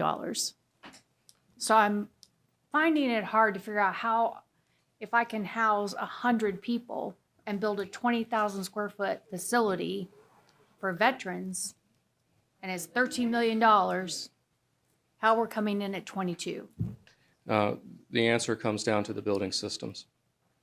For animals, you're required to actually have larger drain sizes than you would for residential or housing for humans. You also have commercial separators for hair. You have commercial separators for grease because you are serving food. Those add to that cost for the plumbing. The air conditioning system on a kennel is required to be 100% outside air. In housing, it is not. So the equipment goes up in cost. And if I may, I appreciate what you're saying about the shelter you built, I don't know how many years ago, and I appreciate what you're saying about the veterans. but the women and children and veterans are not defecating on the floor 3 and 4 times a day. There also is an actual hospital. You have to look at this as a hospital, not as a shelter in a sense. There are safety issues. I don't know how many veterans are going to be trying to bite their nurses, but we can't. Let's be fair here. We can't really compare. Listen, I have sticker shock too. I have said this from the beginning. I'm 35 years subcontractor, as is Finnegan, and I think Bays now has subcontracting work. She's done many years, and so nobody's saying we're thrilled by this price, but we're also at a point where this is a 50-year-old shelter, people. This is a major infrastructure. We have not had this level of infrastructure in this county since this courthouse was built. And were you on the board then? That was 10 years before you were on the board. No, but I was on the board back in 2012, I think, is when this all started. And we have a gentleman sitting around the corner over there that actually provided us a set of plans to do this. And I think back then we were talking about $6 million. So from $6 million to $22 million. And I'm not quite sure how you all got picked. It was RFQ. We are going to get a new shelter. That I'll promise you, but I don't think so at this price tag.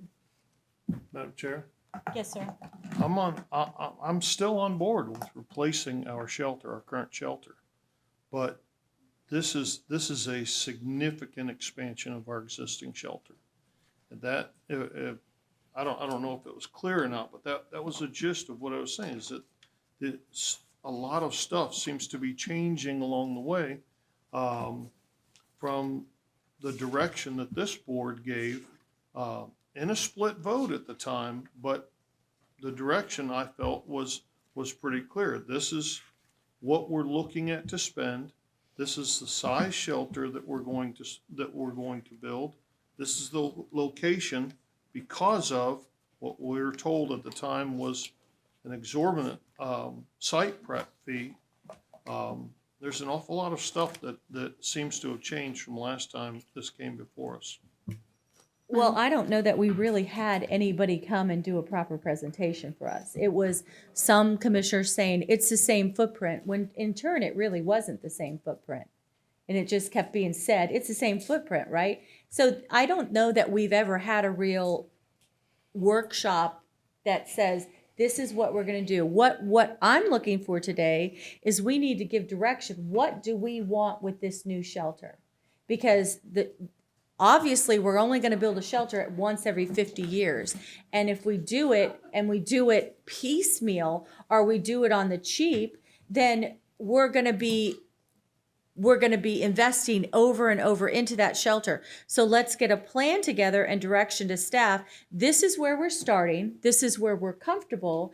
And let's then go from there. This is what we need today to break ground and do an affordable shelter that is going to be safe for our volunteers, for our staff, and for the animals that we are obligated to take care of. We have been put into the animal business because that's, we're mandated to do that. We can't have wild animals running the road. So what would you all like to do? I have questions. I think you hurt yourself by putting that number out there, because you're giving us a number, and I'm still not quite clear what that 22 million is going to pay for. May I add? We broke it down to roughly $381 a square foot for the facility, including a clinic. And to give some comparables, we recently completed in 2019 a animal services shelter for St. Lucie County Humane Society. At that time, their project came in at roughly 12,000 square feet, roughly $225 a square foot without any site. The site was gifted to the county. All right. Escalate that to today's dollars, you're roughly at $345, and that's without site. Lake County Animal Services expansion of an existing facility, a renovation cost was roughly $200 a square foot. You escalate that to today's cost, $350. Again, an existing facility, just expanding of that. So you're talking a brand new facility, brand new site, brand new infrastructure at $381 in today's market, which is extremely volatile. I don't think we're too far off the mark. I think we can value engineer it down. We can provide you some alternates for materials, alternates for your equipment costs. We can also isolate certain areas of expansion. Certainly show a current replacement in kind, not necessarily getting a 15-seater, but show you what the 8-seater will get you. And you would know that at that point you'd still be limping along with the overcapacity issues. And then show you the different alternates and what those price tags might be for inclusion of additional kennels. I think we can easily show that for you. Commissioner Finnegan. Yes, thank you. I just wanted to clarify. I know you brought up my projects and Commissioner Bays, but it wasn't the price. We understand, that they need top-notch hospital grade. I'm thinking $1 million worth of great surgical care. My point was more when you have one person telling you a super high price. That's what I've learned through many projects. You have somebody that tells you it costs so much money, but if you dig in a little deeper, it doesn't. So I understand that we need it to be like a hospital. I understand that we need to have a great building, at least a Hurricane 2. I'm just saying, sorry, I don't believe the one guy up here that went from 9 million to 22 million. I think we could have somebody else up here giving you everything you want, everything they want for a cheaper price. Are you done? I think that Walt Eastman needs to explain an RFQ for any of the commissioners that don't understand that and how we are in this situation right now. So I understand what an RFQ is, and I understand the state law. Maybe the audience doesn't understand. Well, the RFQ states, right, that we can't look at money. When we put it out to bid, we have to look for the most qualified. Obviously, your company was the most qualified, but state law says that at that point, we get to negotiate with you. Unfortunate for us, we did not do that. And if we didn't reach a negotiation with you, we could have went to our second most qualified and then our third most qualified until we reached a negotiated point. Bad on us, which I wasn't us back then, but we failed to do that. Mr. Eastman, did we fail to do that? No, the negotiation part is for scope and fee, not for the price of the building, not because nothing's been designed as of that time. Yeah, but as far as the negotiation part, we did. After Tukwila was selected, they submitted a scope and fee. We negotiated the scope and fee, and that's what set the contract in place for them to do the design and get us to where we are today. Sure, yeah. Our scope and fee was in fact based upon your original budget of 9 million, not the 22. Well, none of us have wanted a $22 million shelter. I understand that, but I'm not presenting up here to gain more money. Our fee is set. I'm just trying to present options on how to get you a facility and maybe the steps that we can get to make you get the facility. Commissioner Finnegan, can you want to elaborate on the scope and fee? I mean, well, we're saying that we negotiate on scope and fee, but I was here at those meetings. I didn't see that you were asking one price and we negotiated for something different. Did I miss that? I mean, did you all do that? Because I was here and didn't see any of that happen. Originally, the budget of 9 million included a design fee, a site construction fee, a construction admin fee, and then the remaining balance would go towards the building construction based on the square footage that was provided by the Bacon program, which you had originally on a certain square footage. And so we had a range for a floor area of 20 to 33,000 square feet. And you came up with the $9 million at that point for Based on- $33,000. Now Right. it's at least $22 million. Yeah, so it was based on the smallest version of the floor area, which is 20,000 square feet. But then in our discussions and of the county's needs, we scaled it to the point of what they are actually using and needing. And so that's where the range comes in. We knew that the floor area would be somewhere between 20,700 and 33,140 based on that. The lower range would be satisfied by the remaining budget of 6.5 million just for the building, not for the site. You know, there are ways of making the site less. If you have less building, you don't need as much parking, which means the site cost now goes down. Same with utilities. And so all these things are scaled to the minimal size that was provided by the Bacon program. And we met their range, but where it goes up to 22 million for the low end is getting to where the county, going from what the county, you know, how. There's two questions. One is, what can I get for 9 million? And the second is, how much does what I want cost? And so we've kind of provided both of those information. The higher end is what you have now in the 20s. So am I incorrect to say that you had this from the Bacon program of what we wanted? You had the square footage, but somehow that came to, oh, well, what they need is $13 million, like more than double what you said that this should cost. I'm afraid so, just because of the need of the building itself. And you were the most qualified.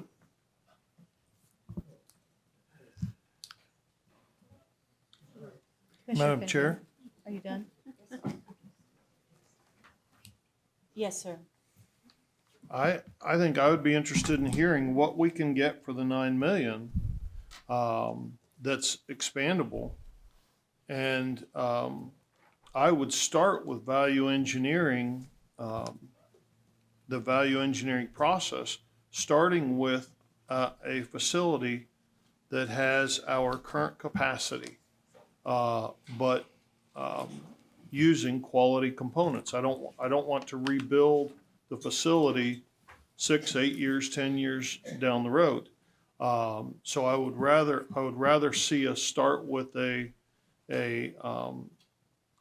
smaller facility, a facility like the size that we have now with the capacity we have now, but using better components. Then when we can afford it, then we can add on the different modules using quality components. So that would be where I'm at. My question to you is to be so that we can be clear and we know what we want. I don't disagree with what anybody up here is saying, but I think that when you say capacity, there are break rooms and offices that are holding kennels right now. Are you counting that as our capacity? What they're showing is dog runs of 68 and looks like cat cages of 16 right now. Okay, I would like to speak to staff about that. And Mr. Howard, can we? Absolutely. Please Mr. come forward. If you can address some of these questions. I have a few questions too.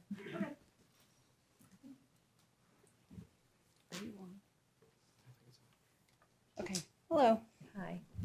So currently we have animals everywhere.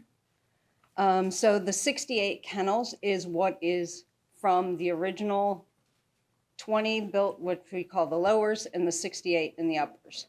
We have temporary kennels in every nook and cranny of the shelter. It is not uncommon for me to have animals in my office. Right now I have ball pythons. So when we are expanding, we're over 90 kennels right now for dogs. And then we have makeshift kennels and inappropriate housing for cats. So we are about 30 kennels right now.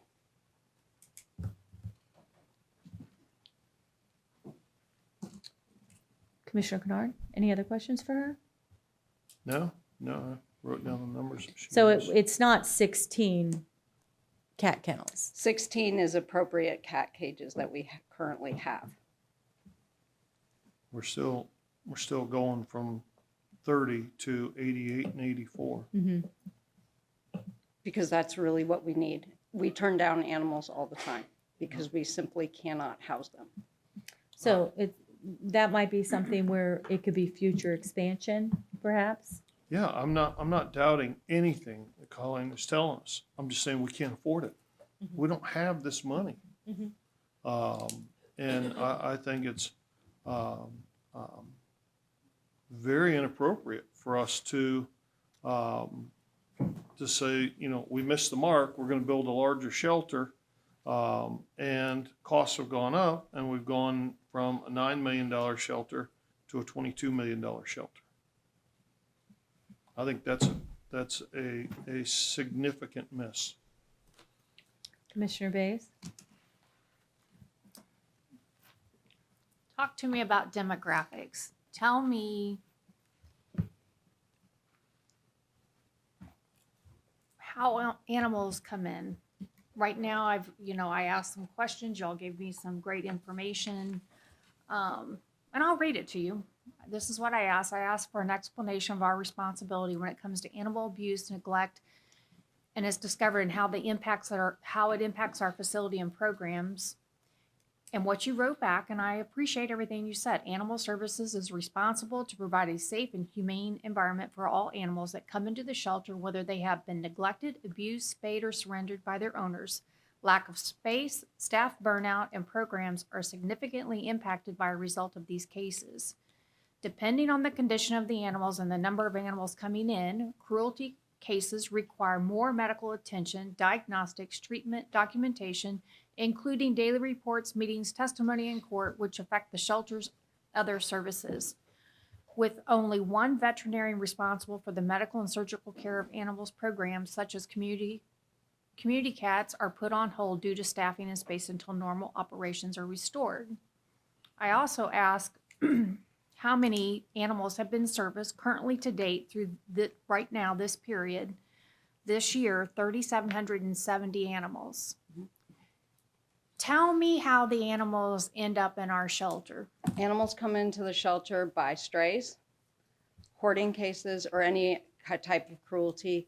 They come in through owner surrenders. They also come in as if somebody is in a car accident or has a medical emergency, is incarcerated, or has medical emergency.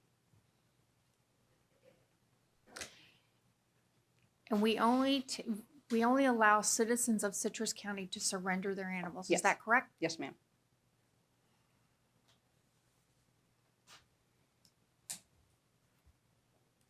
What are the guidelines for when somebody is incarcerated with their So animals? if a citizen is picked up or incarcerated, and we know there's an animal at the house or in the vehicle, the animal is brought to Citrus County Animal Services and held for 5 days because we know who the owner is.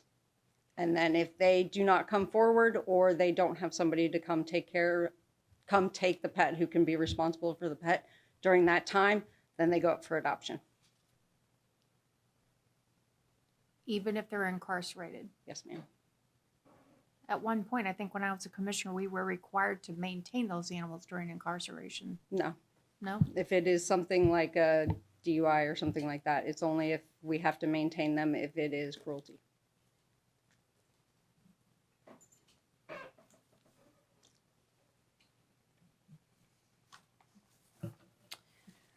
That's all my questions for now.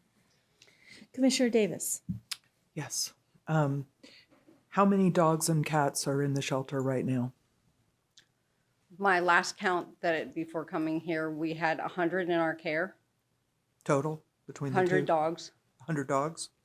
and how- we had 87 cats, I believe. We just did a transport of cats out to Jacksonville.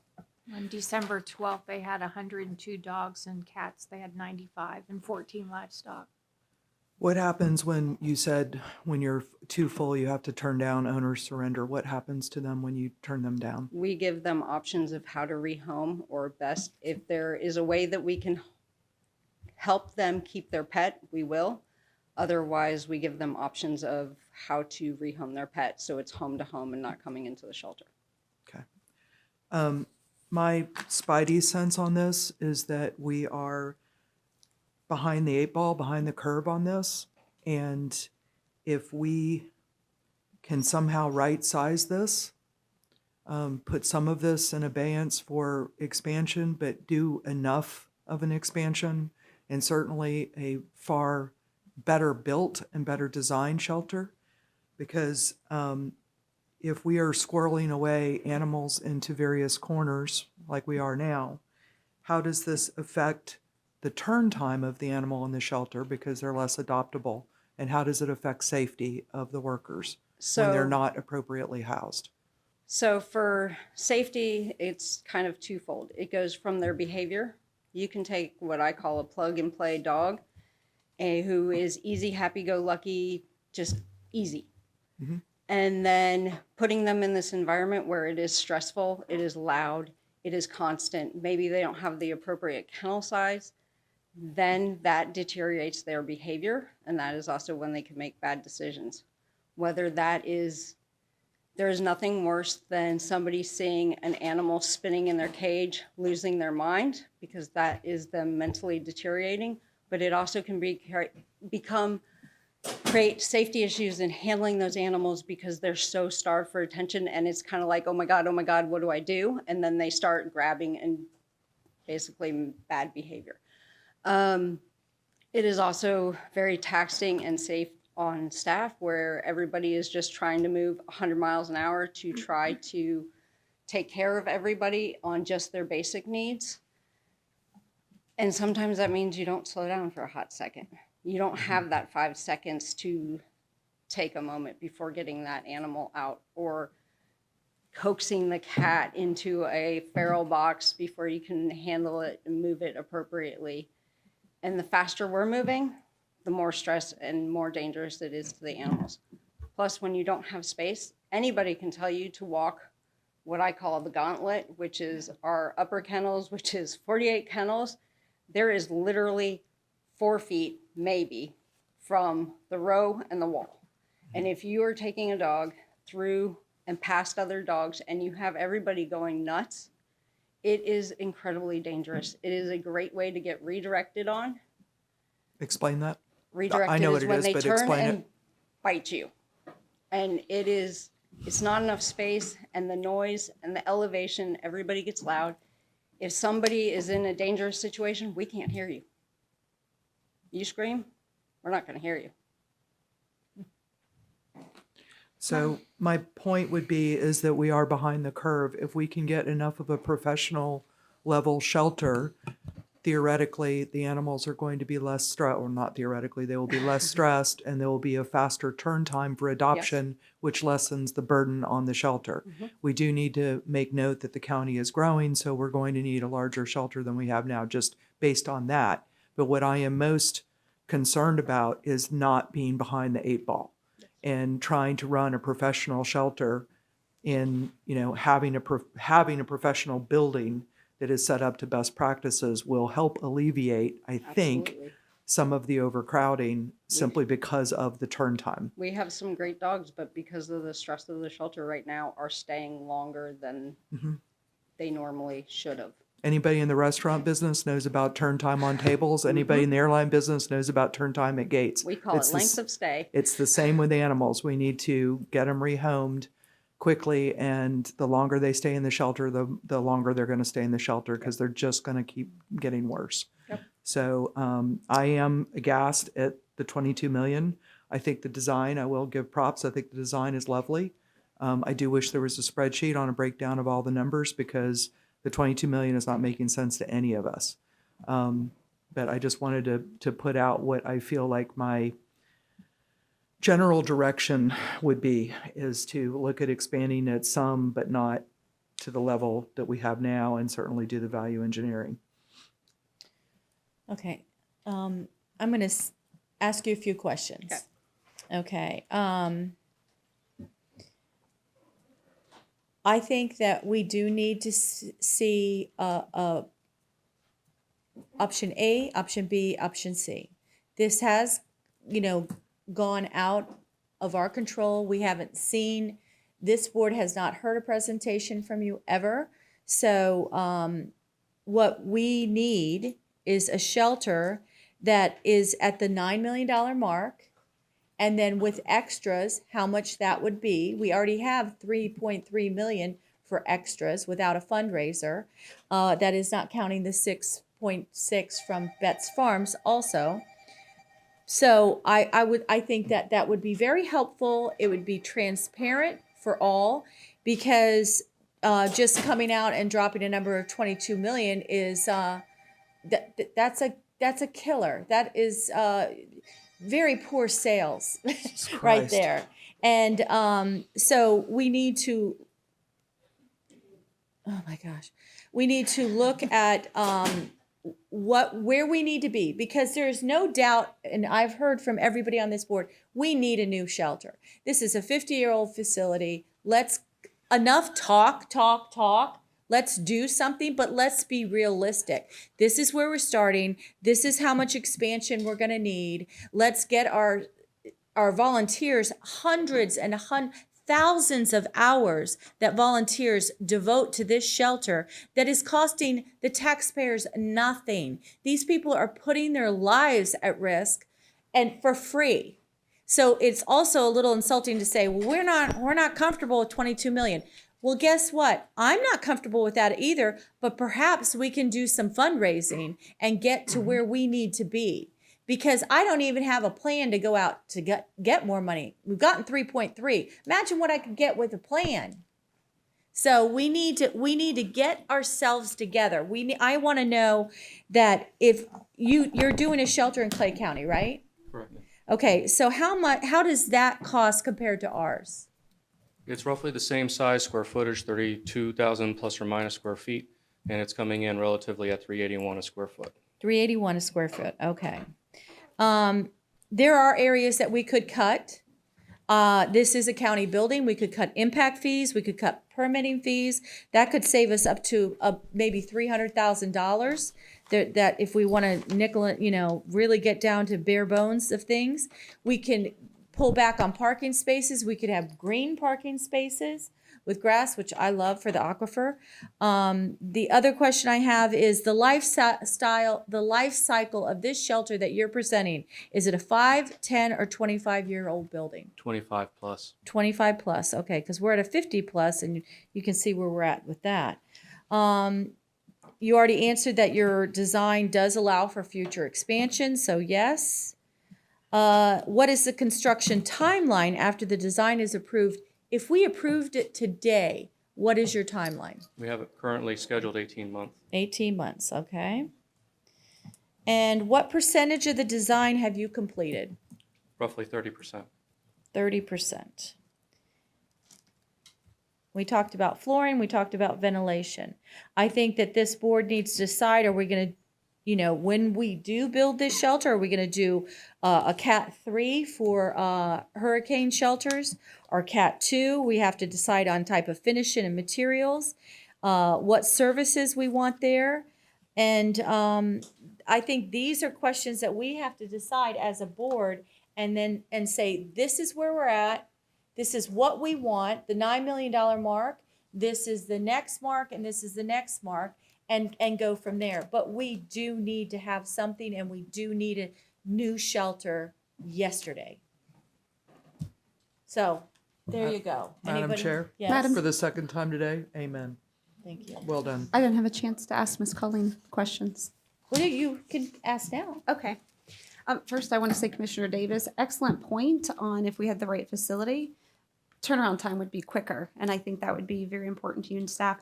My question is, and as I promised you during my tour, thank you again last week, I want to get everything you want under budget. I don't know. I don't know that we're getting there. I have personally done it in the past when everyone said, no, it can't be done. So maybe we could all put our heads together with staff. I don't know, but I'm just in this. My question to you is, if we can make it all happen for the $9 million mark, and you had every kennel that you've requested, could your current staff, if your staff was fully filled to what we're paying now or what the county has allotted, could you handle all of it? Surgeries, the whole bit? It will definitely help as far as efficiency. That is one of the big things with the current and piecemealing and kennels everywhere, is none of our kennels is efficient. Cleaning any of our kennels are efficient. So for instance, those who've gone to the lower kennels, animals have to be walked while those kennels are cleaned, because how the drains are on the outside, you have to take the animal out. So there's no way to be efficient with those kennels. And most of our kennels are the same way. Thank you. So just to reiterate, even if you had all of this, it would be a better use of your staff. So if you had it tomorrow, your staff would be adequate. Yes. Thank you. Thank you. Any other discussion? Commissioner Bays? I just pulled up here, Orange County, I guess, just built a 70,000 square foot facility, and it was 34 million. That was in 2020. My other questions are, I'm a little confused. I know back when I was a commissioner before, and you brought this up, Commissioner Kennard, about the location. It was my understanding that by picking the spot over near the jail, that we would be able to utilize the trustees, which would be a savings in staffing.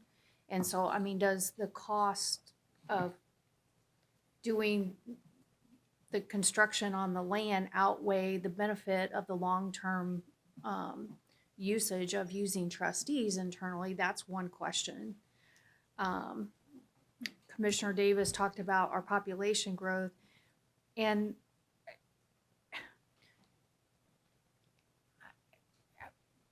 how many animals do we actually service through animal cruelty? Do you know? You have any idea? Is that the majority? I wouldn't say it's the majority. They are the ones that stay at the shelter the longest because of the trial and custody and everything else that has to go place. We had over 300 animals from January until August of last year come through the shelters specifically on cruelty. So my question is, with animal cruelty, Or this by the year. time that it has to go through court cases or be investigated, I mean, what if you have an animal that is truly a danger and we're having to keep them? Is that part of an administrative regulation, a code? Is that something local? Is that something that we can address that helps them so that we don't have, I mean, because even if that gets resolved by the end of it, it's really not an animal that we want back out in our public. Denise, can you answer that question, please? I'm not repeating it. I can answer part of it. So legally, we have to hold them while they're going through the criminal process because they are evidence. So until also ownership is determined, and then once even ownership is determined, there's still a 30-day appeal process. But even from that, we also have the collection of the evidence for the criminal side of the case. So if an animal comes in emaciated, we also have to document and show and prove that it was basic care or whatever the issue was. So that could take however long. But I'll use like the out of the box case that everybody knows. We had those dogs for 11 months. And even though they're dangerous, it then is an emergency appeal for euthanasia decision. So you can do an emergency appeal if it's danger. No, in that case, they wouldn't agree, so we had to further litigate Yes. it. We didn't do the, did we do the emergency? No, they did the. We did it for the one dog, but Yeah. we can do an emergency appeal. It is not often done. Usually with dangerous dogs, that's a whole nother ballgame. I guess the point is it's tough to presuppose. There's so many nuances in the different types of cases. Well, I guess I'm just, I always like to find solutions to problems. So it's, trying to find the workaround.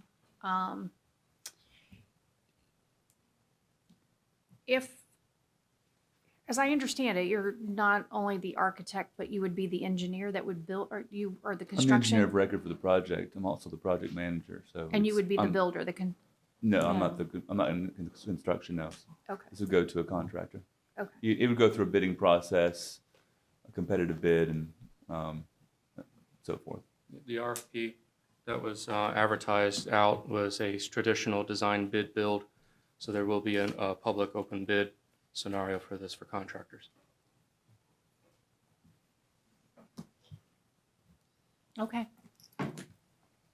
Anything else? Commissioner Kennard?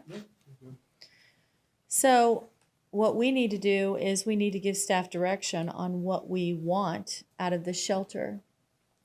So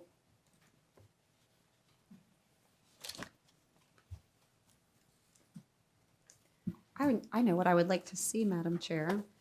Commissioner Finnegan? We have over $3 million, 3.8 maybe, closer. 3.3. 3.3. And hopefully we'll nail down Betts Farm. I feel like that's closer to 10. Obviously, we've committed shy of $1 million. I would like to see us get a very nice facility built and somehow get it where we're not borrowing any money. That sounds great, but the 3.3 was donated for specific extras. That's what the board previous to this one had decided. So we had decided, and it was voted, approved 3.32 vote, that we would get funding for 9 million, and anything after that was for extras or add-ons. Can you explain what extras and add-ons would be? Examples? I had one citizen that donated $400,000 for the catio, specifically for the catio. The Betts Farm now could come off of the funding. That is not extra, but the 3.3 does not go towards the basic $9 million Well, I mean, are shelter. extras like surgical equipment? Like what's extra? Well, it's we had a list of what was extra beyond, and I can't tell you off the top of my head. The catio, Community room? the classroom, education. I can't think of them all. There was an extensive list that did not go with a basic shelter. Was there a classroom in this plan? Yes. So then that would go to part of it. So you're saying it's extra, but he's put it in the plan. So if there was money for the plan that classroom. he did for the 22 million, which is not what we had asked for. You know, I wanted, this is what the $9 million shelter is, and then any extras are generators or Cat 3, certified. You know, that's what we are here today to do, to tell and direct staff of what we would like to see with this shelter. So the extra could be the generator. Yes. Okay. Yes, Commissioner Davis. One of the things that Commissioner Schleba and I did when all of this came up to begin with was we toured shelters in other areas. I went to 2 shelters. I believe it was Lake County and the Hillsborough Humane Society, and I believe you went to 3. I went to 6. You went to 6. Good grief. You are an overworker. But these were all shelters of varying levels of fit and finish and amenities and whatnot. And I was really struck by how, now the Hillsborough or Tampa Humane Society was definitely really nice. Like that's way out of our league. But what both of them had in common were these wonderful ways to leverage what we want to achieve in this county. So for example, the community or / classroom was used for vet tech training for a local community college at one shelter. The catio provides a wonderful experience for cats that are social to play together and be relaxed and be adopted faster. So back to that turn time thing. So some of these extras they're not just bling. They actually provide a benefit to the shelter on turn time and community involvement. They also had, for example, where children learning to read, very young children would come to the shelter because, oh, it's safe and it's clean, right? And actually read to dogs and do things like that. And so this can actually be a beautiful thing for our community if it's done right. And I would encourage you to, ask Doug to set up some tours of other animal shelters if you really want to see what's possible, because it's pretty cool. And one thing I am concerned about, and we are in this situation right now with this courthouse. The board was very concerned about, I don't want to spend this amount of money. And now this board is saddled with, how do we get more space for the judges? Which is a tremendous amount of price. And if we want to go and say, okay, I don't feel comfortable with 22 million. I don't either. But just say, and then we find out 10 years down the road, oh, we really missed the mark. Now it's going to cost us more than triple to to expand and be where we need to be. And I really want to be cognizant of that, of yes, we have to be aware of spending taxpayers' money, but right now it is costing us money and animals' lives and safety. And let's just go. Let's move forward. Let's figure this out. Enough talk. Let's actually do something. And, you know, let's not listen to the 22 million. If you think that you can negotiate deals, I don't think that's your job as a commissioner, but I'm going to say you run with it. I would be so proud if you could do that. But our job is to direct other I have the people. floor. But it is, if that is what you think can be accomplished, then bring it to us and do what we did and say, hey, we were given this bid, but I think we could do this. And I'm not going to hold you back at all. I'm going to be your biggest cheerleader if you can do that. I have not been able to do that, so I would love if you were able to do that. But we have to do something, guys. Come on, enough. Let's make a decision. Let's do something. Let's move forward. And a lot of these shelters, and I visited a lot of them throughout the state of Florida, they would say the shelter cost $15 million. That shelter didn't cost $15 million because they had a lot of private donations, but that's what looked good to put it out there for their taxpayers. I said to the one, I'm not going to tell you what county, you got this shelter for, I forget what, it was a price that was next to that. Well, that's what it says we got it for. And it's not true, but we need to be transparent and we need to say this is what it is. So yes, I'm getting frustrated. I've spent 26 months on this. And I'm sure we have a staff that's getting burned out. Can y'all help me with something? Can you help me? Let's move forward. Let's make a decision. Let's get the 3 options and actually get a plan and then work with that. Yes. Madam Chair, I'm all for moving forward and doing something, but I would start with doing something within budget. We've got a set budget, and you described the donations and the proper use for those perfectly, because that's exactly how I remember the conversation. This is our budget for building the shelter, and anything collected after that point would be for the extras. I'm in 100% agreement with that. It would be nice if the Betts Farm deal closes, but it hasn't yet. I think we need to start with, here's our budget for doing this. We have to replace this deteriorating shelter. I'm on board with that. And I'm going to end up repeating myself, which I don't really want to do, but we got to replace this. Here's the property to do it with. Here's the budget to do it with. Help us get there. Costs have gone up. I understand materials have gone up. I've just gone through this individually, but they can't go up that much. We're responsible for the public checkbook, and we can't go from 9 million to 22 million. What price does this board feel comfortable with today that would be for the starting point with the shelter, not including donations or future donations? I would like to know do you feel comfortable with 9? Do you feel comfortable with 12? What do you feel comfortable with? Because the 9 was pre-COVID, and we know nothing's coming in on the right prices. I don't know that would be appropriate to throw out there just on the fly. I'm sure that there's an industry standard of, materials and labor have gone up, 6% a year, 8% a year, whatever. We agreed, whenever that was, on a budget of $9 million. And if it has taken us a year and a half or 2 years to get to this point, then that $9 million in today's number might be $11 million. I don't know. I don't know that just on the fly. But I would think there's an approximation number out there.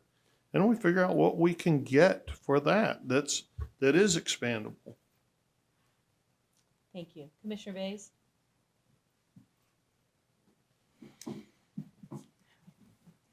guess I feel somewhat like my fellow Commissioner Kennard. It's hard to put that number out there, but, and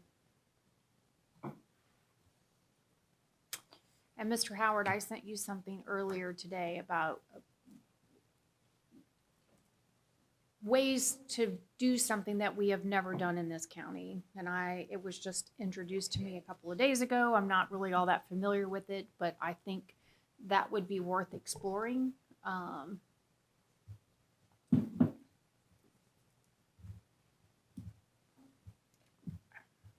You know, I don't know. I can't tell you that number, but I think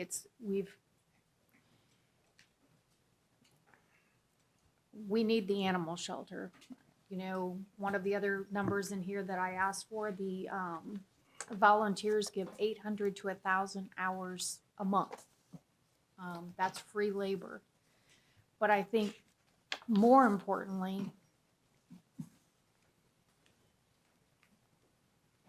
and I'm going to try to say this with much tact as I can, I think we have to decide who we are as a community, and it scares me to think about the number of animal cruelty cases that we have. So the issue is, who are we going to be as a community, and who are we attracting to live here? And why is this becoming a bigger problem? So as we venture down these roadways, as our county is growing and people are coming here, that needs to be part of the bigger discussion and conversation that we're going to have, because that's just not acceptable in my book. Absolutely. And it has nothing to do with the people working at the animal shelter. They're doing the best that they can. But in my opinion, there needs to be a very loud and clear message that's sent from this board. If you're going to live in our county, you're going to behave yourself. And I'm very serious about, if they've got an animal that is a danger, then we need to be able to figure out whether it's an administrative regulation, an ordinance, a code, because the last thing we need to do, I don't care if they get out of jail or what happens to them, but if that animal is not safe, there's no point in it coming through that shelter, putting these people's lives at risk, and then putting it back out on the streets again. Can I add Thank you. something? Commissioner Finnegan, any final thoughts? Sorry, you asked about the number. Yeah. And I feel like we're kind of at a $9 million mark. And I feel like whatever that plan looks like, according to you, some of those costs could be backed out generator, back out the catio, back out the classroom, because those are extras and whatever. Maybe you have a list. I think that's a really good starting point. And I understand my role as a commissioner, that I'm not out there negotiating like I would in private business.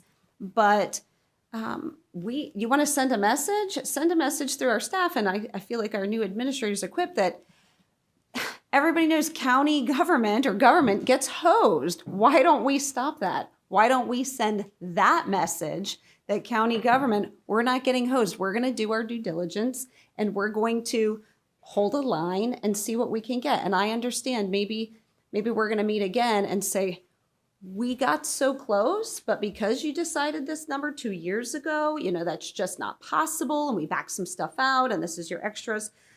I think we can work together to do this. I think we're all in agreement. This has to happen, and we do need to move forward. But I think we need to stand united in some of these issues. I think that they're important. Commissioner Davis. I completely concur with Commissioners Kennard and Bays. I believe that where we should start is whatever that increase, the average increase is in construction cost from when we agreed to the 9 million. That should be the target for where the county comes in, the 9 million plus whatever percentage. What I would personally like to see from our the architect and engineers is a shelter that is at the current size, that is not being short-sighted in the selection of materials. Again, if it costs 20% more and gives 50% more life or that much less maintenance, if the number at the end is better, when you do that calculation, that's the finish I want. I do not want to be short-sighted. And if that number is above the 9 million plus the percentage, then obviously we're going to have some harder questions on that and really know why. And then have the add-ons be the additional space and all the extras that, like catio, community room, all of that. And then whatever that basic shelter is that the county is funding, then we need to go fundraise our little biscuits off and get the additional space as the extra, because we do desperately need it. But we have to we have so many priorities as a county right now for our funds, and I think that would be palatable to taxpayers to take that route. So that's personally what I would like to see. We could always decide to go higher if we really have to, but that's where I'm comfortable right now. Okay, are we in agreement of what direction we are taking? Does staff understand where we're going? The only thing I don't understand is, and again, I think we as a county could be a little more to educate citizens. You have 16 original cat, but you're telling me you really have 88. I don't know how you're doing it. Didn't you just say you have 88 right now? No, we have 80 over 30. How many 88 cats? what? You said 87. Yeah, in the report. The other day you had 95 cats and 102 dogs. So and you're 14 not livestock. holding 95 cats in 16 cages. That is also what is under our care that we're still providing care for, like our foster kittens and those kind of things. But do you see how that Yes. is confusing?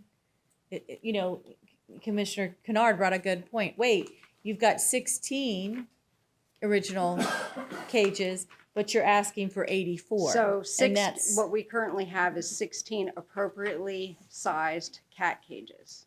So we also are housing cats in inappropriate cat housing. yeah, but we need a number. Okay. That doesn't have.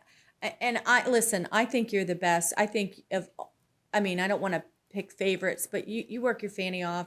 What you do and what your volunteers do is really just you're saints, and I appreciate that. But you got to help yourself. 16 original cat cages makes us think, wait, you're going from 16 to 88.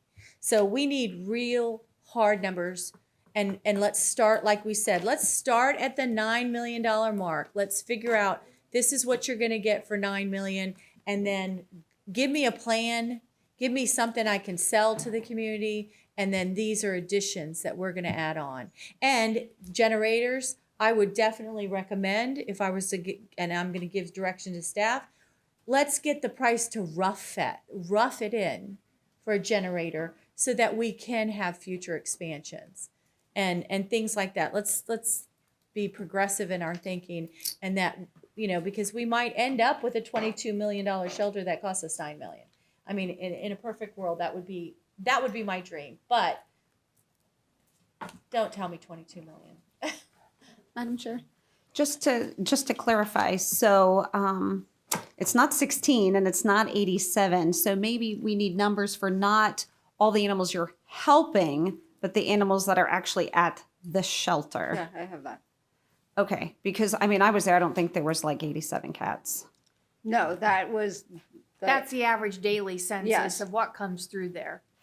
So it's not that they're housing. You're not And what we're sheltering caring for. 87 cats Correct, average on a 'cause we day. can't. Right. So, okay. But you got 87 cats coming through, and if you're handling so many, where are you putting them? Good point. Yes. So are we good? Can we move on? Can we, staff knows what we want? And can we do this sooner than 26 months? We're going to do it as fast as we can do it. I'm confident staff will come back quickly. Thank you. I appreciate it.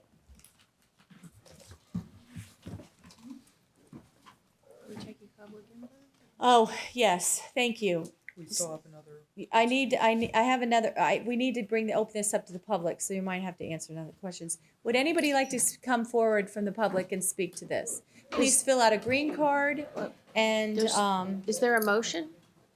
no, but it says on my little agenda to open it up to the public. Only if there's a motion. Like you all aren't making a motion that I heard. You didn't. Okay, I'm gonna do a time certain and then we'll open, because we haven't even gone to open the public. I'm sorry. Let me go on to the next and then we'll open it up to the public.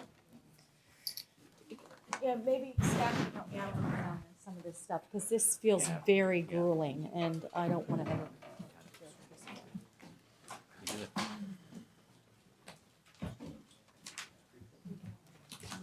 Okay, we have a. Yes. H2. H2 135 times certain at 3:30.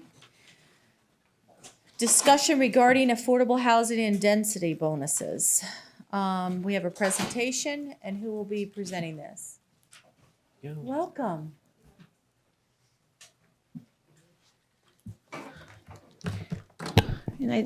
This is a staff presentation, so it's not a public thing so much.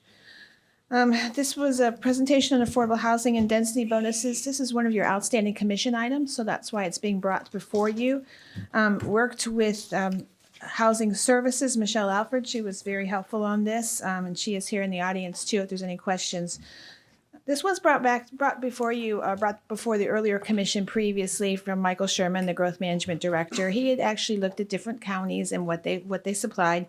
I did focus on that in your backup a little bit more, honed in on some of that stuff.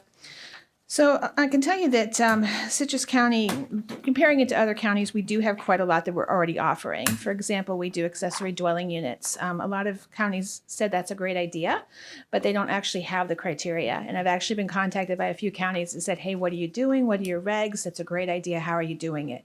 I think that's really working. That's 850 square feet of living area on a residential lot, unless there's deed restrictions preventing it, and we are seeing that utilized. But there are some other things that we could do. Density bonuses was one specifically brought up by the commission, I think at one of the retreats. So that's where this is coming from. So the counties have different things to do for density bonuses. First of all, if we're going to consider density bonuses with affordable housing, I definitely would recommend keeping that out of the coastal high hazard area. That is consistent with other counties, and absolutely agree. Racking up the high density in the coastal high hazard is not a great idea. But some of the things you can see, these were brought to the Affordable Housing Advisory Committee by Ms. Alford and myself. Commissioner Kennard serves on that, and he is very familiar with these as well. And they were very supportive of some of the ideas. So some of the things that have come up with expedited permitting, county staff is already doing that. Affordable housing criteria such as a Habitat house does jump to the front of the line for expedited permitting. An ongoing review process. So if any of our pending legislation, pending ordinance amendments affect affordable housing, we do present that to the Affordable Housing Advisory Committee like we did here and get their input. We do want to make sure we're not passing something that affects them and they have no input in that.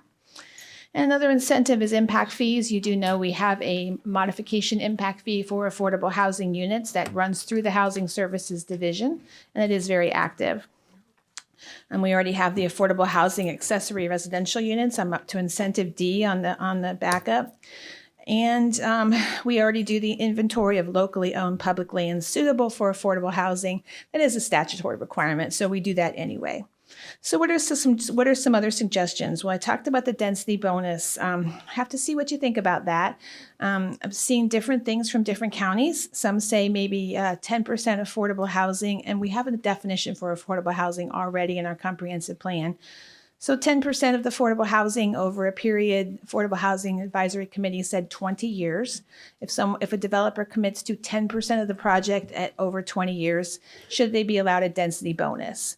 So for example, MDR, the medium density residential right now allows 4 dwelling units per acre by right. Should they be allowed 5 dwelling units per acre? For just an example. High density residential, which is more of apartment complex type things, allows 6 units by right. Should they be allowed 7? These again are outside the coastal high hazard area elsewhere in the county. Another thing we talked about, we're considering reducing minimum lot sizes and setbacks for affordable housing criteria. We can certainly take a look at those. There's, especially with tiny homes, or if someone's considering something smaller, that might actually be a good idea as a standard, rather than having to come before you as a PUD if it is an affordable housing project or a percentage of affordable housing. Maybe they could have some reduced setbacks. We also looked at, and I apparently didn't explain this very well in the bullet, but existing mobile home parks. We have some somewhat defunct or very old mobile home parks, especially on the east side. I'm not in the coastal area. And could we possibly allow those by right to convert to affordable housing? We have to be tough on that as far as how we would do that with density and with setbacks. But we see some of those old mobile home parks, they're set up for single wides. People don't like single wides as much anymore. They're not as common. So this would allow instead them able to be moving in for a small house or something smaller that could be affordable. And finally, we talked about reducing and eliminating review fees, such as site plan review and a zoning change application, like a PUD. Couldn't affect building permit fees, can't affect utility connection fees, things like that. But we could do site review fees and PUD, the ones that my particular division generates for affordable housing projects. So all of those were areas that the AHAC Affordable Housing Committee did support. They're just some suggestions. This is kind of a new area for us. All we have right now is the reduced impact fees and the guest houses, the accessory dwelling units. That's it. Thank you. Board, do you have any questions? Comments? I do. Currently, what are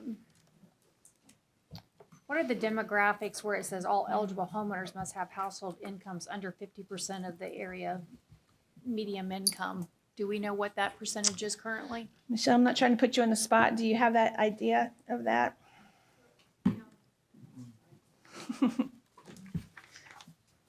She sees those actual numbers and we count on her office to do that, but I don't know if she's got the numbers at her fingertips. I don't have those numbers. Wait till you get up there. Sorry. I don't have those numbers at my fingertips, but when you're talking about affordable housing, where you're coming up with 50%, it's usually 80% AMI is what is considered affordable housing, especially with these rental developments and such. 50% would be more like public housing. Well, that's not what I'm really concerned about. My issue is if I'm looking at what they're saying is eligible, must have household incomes of 50% of the area median income in the Tampa Bay area, I'd like to know what that is for our county. Second of all, if we took in our entire county and we start looking at what the median value of our homes are, what is it that we're required to do for affordable housing? Because I'm venturing to guess that we probably already meet that. I think we can definitely come up with a number Because for you what on that. I'm looking for, when you bring this kind of stuff to me, I want to know what the impacts are to our county. Because the more that we incentivize and bring this into our county, it has other impending cost. It's our police, our fire, our EMS, our Medicaid share, our parks, our schools. There is a huge cost. So whenever these things come to me and there's no budget impact, that's baloney. That's what I want to know. What is this going to cost us? It's not about just building, but at the end of the day, there is a huge impact to our community, just like abused animals. So that's what I'm talking about. That's where I'm going with this.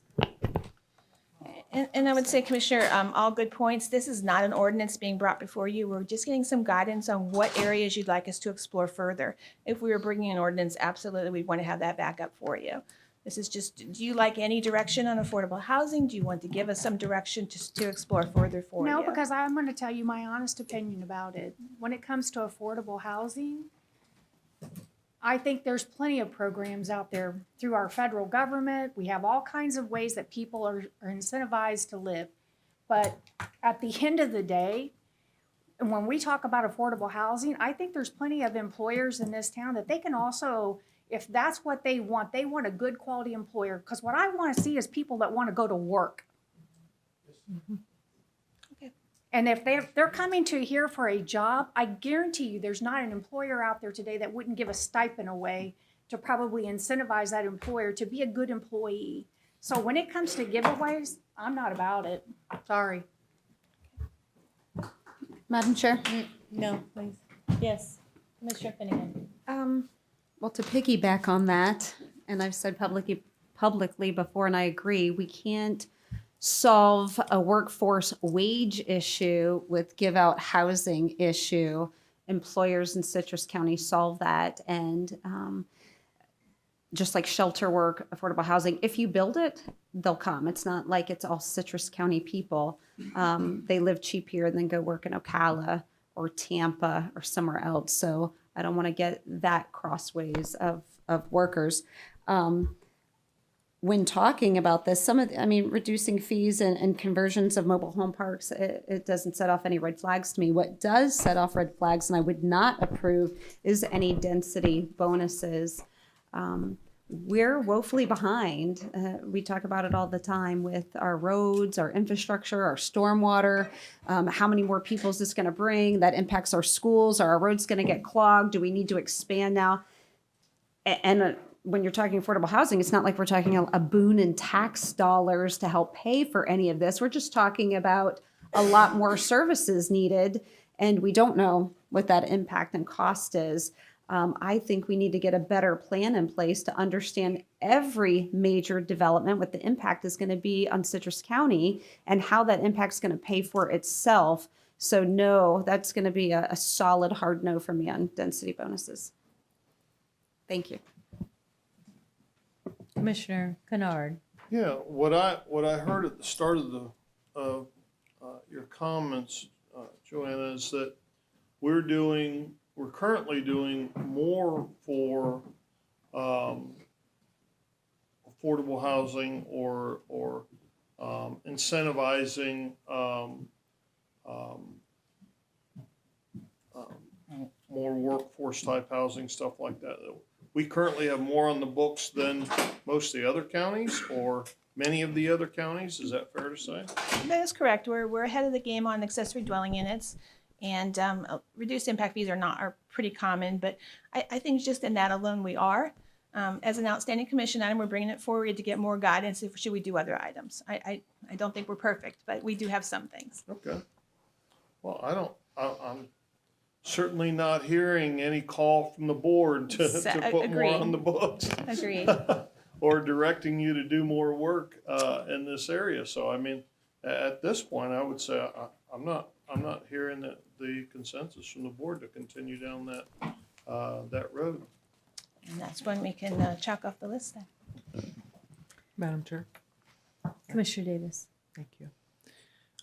I agree with the concerns that Commissioner Bays brought forward. I think it's all about a balance, as is everything. And as I was quoted in the paper, I am, concerned about entry-level medical professionals. We're having a really difficult time with that specific area, medical.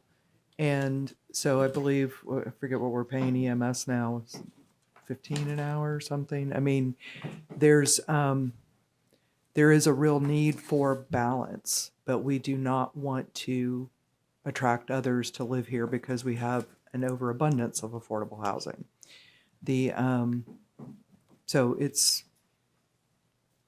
I'm in agreement with my colleagues. I will say that I'm not particularly too alarmed by density bonuses as long as there is plenty of offset of open space, because density can, if it's done correctly, provide more open space that never gets developed, right? And so humanity's stamp is less in areas. So again, it's all about balance. So I appreciate the work, and I will always listen to what staff is saying in terms of what that right amount is. So. Thank you for the presentation. I understand this was from a previous board, and like Commissioner Kennard said, we're not really hearing a consensus for this. I do feel like, yes, we need workforce housing, but that's going to come probably from the private sector. So good job. Well done. Thank you for your hard work. No worries. Thank you. Thank you.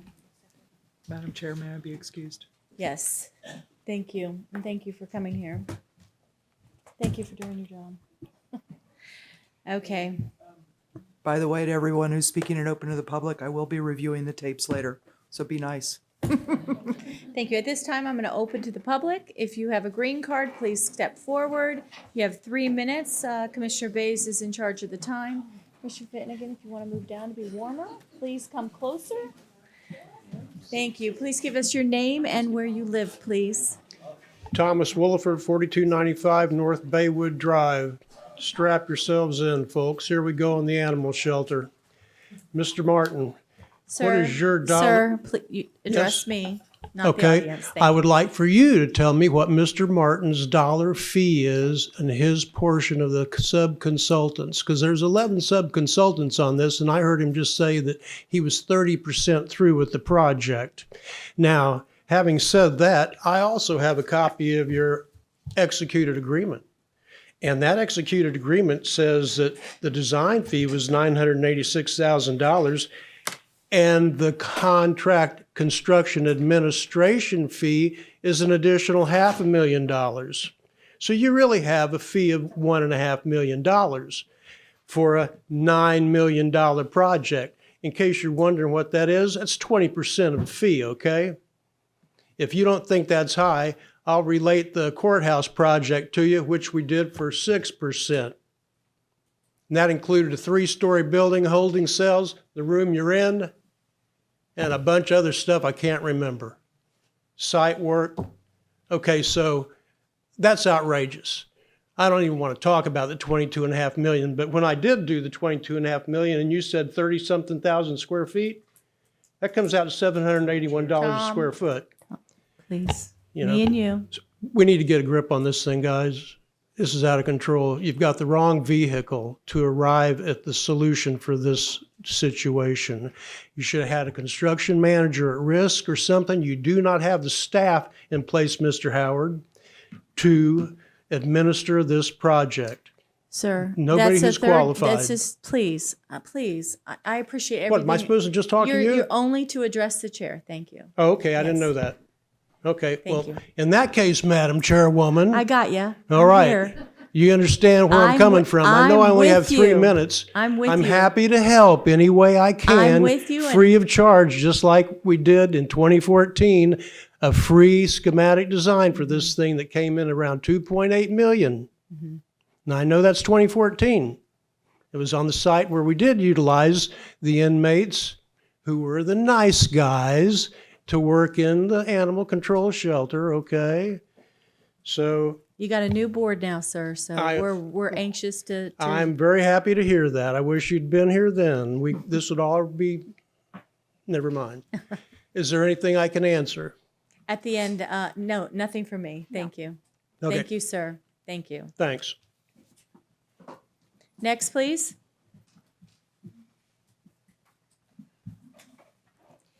Hello, Madam Chair, Commissioners.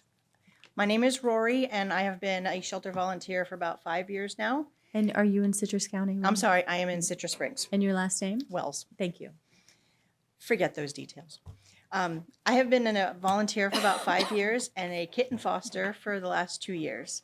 And I can tell you that having a appropriate consensus of the cats on a daily basis is tremendously hard, because I know personally I've taken some foster kittens back in the morning for their surgery so they can be released for adoption and go home with a completely new set of kittens at the same time or later that same day. So it just changes so often.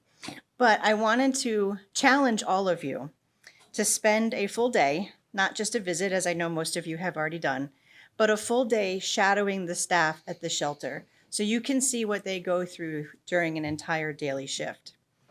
And to be honest, I personally have never spent a full day out there. After 4 or 5 hours, I've already had enough and I can't handle anymore. I deeply admire all of our shelter staff because they work tirelessly and wholeheartedly for each and every animal that's in their care. So now it's the time for us to get a facility that provides that level of care to the animals as well as to the staff. And I'm glad that we have 5 on board, and I know that you guys will get together and get a plan to get us our $9 to $12 million shelter. Thank you. Thank you. Next, please.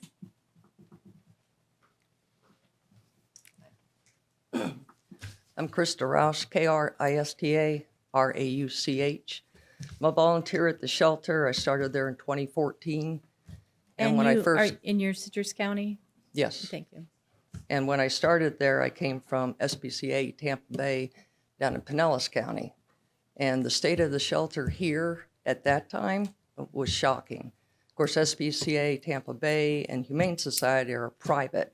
They're not county funds. So, but the all-purpose room where the staff should be eating and meetings are taking place, all we've got is cages there. We've got cats in the women's bathroom for intake when they're just overrun with the cats. Storage room is in the men's bathroom, so you never know if a male's going to be in there to actually use the bathroom or we have to go in for supplies. I don't know of anybody that builds something to the same size that they're currently in. It just doesn't make sense to me. And this whole situation, it just makes you sick that we're still going over the same things. As far as using the trustees on the site, I've got 25 years of experience in detention and corrections from Pinellas County. And the size of your jail here, maybe one of the buildings in Pinellas County is the same size. And there's at least 6 buildings for Pinellas. But you're not going to have enough inmates in there to even start to help, let alone they were here helping to work in the kennels when I first started here. You'd have maybe 2 male trustees, or they go to the females. They'd last a day, maybe 2 days, and that would be it. So as far as animals coming in, I'm involved with rescue. And I got a call today. There's somebody being evicted tomorrow. And I've got to go out and look at the dog because our rescue is going to be taking it in. So if you didn't have the help of rescues too in this county, which I think you need to get the numbers for how many of the rescues take in, this dog and other dogs and cats would be stuck at the shelter. So I just wanted to bring that to you. Okay? Thank you. Next, please. Ma'am, could you turn in your green card, please?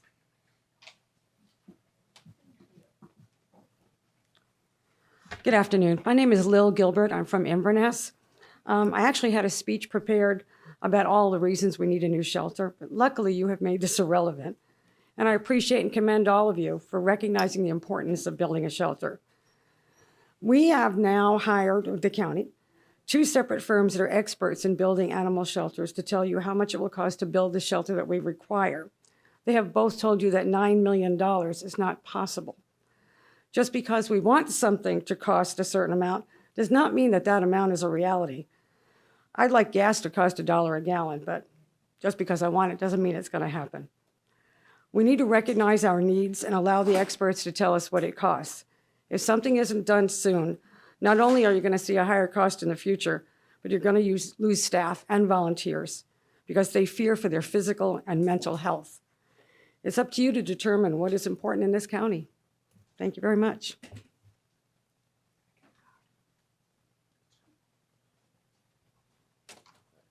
Hi, I'm Dr. Casey Nayfield, Crystal River, Florida, a retired veterinarian. I started practicing veterinary medicine in Citrus County back in 1982. And back then, the animal shelter was not much of a shelter. In fact, it was probably just a small house with some dog runs, and things were really bad. I mean, it was so bad that one of our directors was actually euthanizing dogs by shooting them in the head with a gun. And just totally insane. And I believe that it was back in the early 80s that we put together a plan and built this building. I don't think it was 50 years old. I think it's only 40, but that's irrelevant.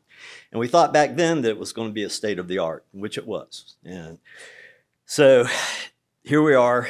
The county's grown in population from 35,000 to 160, 170,000. Well, the animal populations increased that much too. So I think at this point in time, it's very, very significant that we increase the space and size of this facility. I've been out there personally. I've had the distinct pleasure of working with Dr. Milo in the OR, and it's been a fun time doing a little mentoring and some surgery with her. I got to witness firsthand the bad state of the animal facility as it is now. I mean, they're not lying to you. If you haven't been out there, boxes are piled everywhere. The ORs need to be expanded. It's paint's falling off the walls, the ceilings are collapsing, and there are just animals and boxes and storage everywhere, all throughout the facility. So it definitely needs to be expanded. Glad, as this other young lady said, glad to see that you all realize the need for a new facility. It's just a matter of how we raise this money to get there. It's not a day that goes by that I don't suffer sticker shock too. Y'all looked like a bunch of deer in the headlights when that 22 million figure came up, and me too. But we need to do it and do it right. Secondly, back in the late 90s, I built and designed Midway Animal Hospital, a new building, read 4 books on the subject, attended a conference in St. Louis, Missouri, built a state-of-the-art facility there. I will volunteer my services as a consultant to you all free of charge. So call me if you can or need to. And then finally, animal services is very directly related to public health, not only from zoonotic diseases like rabies, creeping eruption, and other diseases animals spread, but there's also the issue with dog bites, dog attacks, sanitation, and I would even stress that from a mental health standpoint, we need to have good facilities to provide these pets to our elderly especially. And with that in mind, maybe pursuit of funding might involve a public health funding such as some of the funds from CMH. Thank you. Thank you, sir. Show me state. Next, please.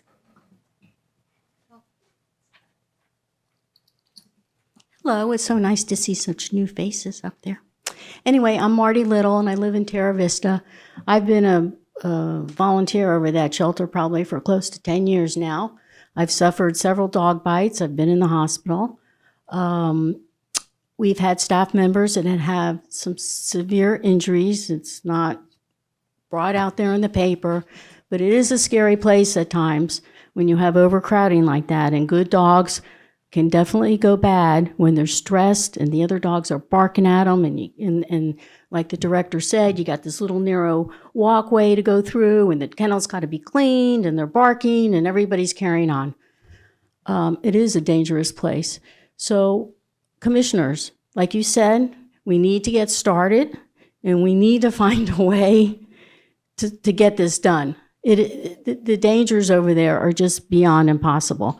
God forbid there's a hurricane or some storm. Then they got to move all the dogs somewhere. And then you got staffs in 2 different places, people running around, people trying to house dogs at their homes.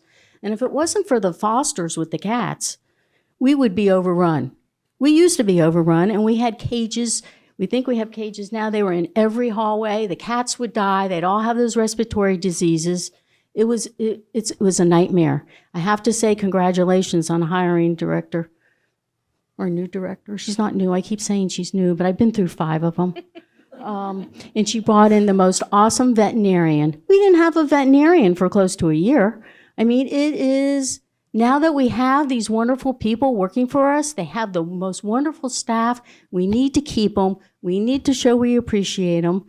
And like I said, the volunteers are here. We're doing what we can. We buy what we can, and we do what we can. So please, this is turning into not a wish thing, but a must thing. It's been kicked down the road. I've been coming up here for 7 years begging for a shelter. 7 years. I think you were here when I was doing that. So please, we beg you. Thank you. Bless you. Thank you. Next, please. Hi. My name's Don Clark. I'm from Floral City, and I got to change the topic. I came here to talk about affordable housing. Actually, I came here to talk about inexpensive housing, because affordable housing, when I think of, is a federal subsidy that you can only stay in there a little while if you're an actual worker, because if you're doing well, you get promoted and then you get dropped. And that happens to a lot of people until that's not a really good place to be. In a good inexpensive housing is usually something owned by a private landowner who builds build one or two houses, invests a large part of his accumulated wealth in those, and has a great deal of pride in it. And that's a lot better place to live. And I was thinking of doing something like that in this county, and I found out that you don't allow duplexes, and if you have a, what did they call it, the auxiliary house, you can't rent it to anybody but your relatives. That needs to change. We need incentives for more private people to put houses up for rent. When they live here, own this house, they'll make sure that the renters behave themselves and the house stays well, and they don't throw you out because you made a few extra dollars. And you have a chance to save some money and get the house you really want. That's all I wanted to say, but it took a long time to. Thank you, sir. Thank you. Next, please. Hello, I'm Tracy Duncan of Lecanto, and I just want to say I'm not aware of the situations, except for what I've heard today with the animal shelter, and it does sound like we need a new one. So I'm definitely in favor of that. I do agree strongly with Mr. Kennard and Ms. Finnegan about trying to stay within that 9 quote, that y'all first got. I'm all about helping animals. I'm an animal lover myself, but I also I have to be righteous in knowing the needs of people, because I know a lot of people who need shelter as well as medical, and they can't afford it because they simply can't afford it. But I would like to say, when you go forward with this and try to stay within that 9 mark, I'd really like to see what we could do about more prevention. Instead of assuming that we need more room, what can we do to reduce the need for more room? I really think that's a big thing. What can we do to educate or fix things where we don't need a bigger facility after this one? I noticed there was a lot of talk of making bigger. What can we do to not have to make it bigger? What can we do to make the situation bigger? If we have a lot of people giving up their animals because they can't afford them, well, how is the adoption going to improve? You know what I'm saying? If I don't know what the numbers are, but I'm just sharing. I definitely care for the animals, yes, within reason, but we also need to see what we can do to prevent having a larger need. I think that's a very key to, because, as a taxpayer, I don't mind paying taxes to help go towards things, but I want it to be within reason. I want it to be respectable and not overlook, the needs of humans. So I thank you very much. Thank you. Next, please. Hi there, Tammy Fields, Citrus County. I reside in Lecanto, and I want to thank the commissioners up here for doing a good job. Today I was flabbergasted about the cost of the shelter.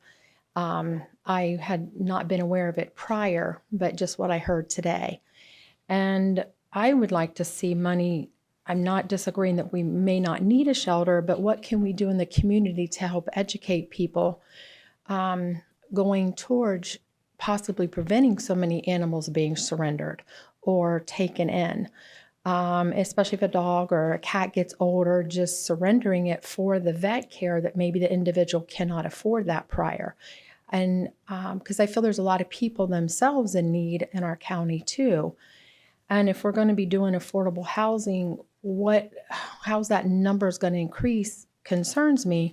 But also that's a lot of money towards the shelter. How much is allotted for the animals themselves versus the different spaces for the offices, et cetera. And the expansion, I think, would be a good thing that it's built and then being able to expand upon. But I understand the cost rising, but I don't understand 22 to 24 million from it going from 9. That's a big difference and increase. And I appreciate the commissioners noting that today as well.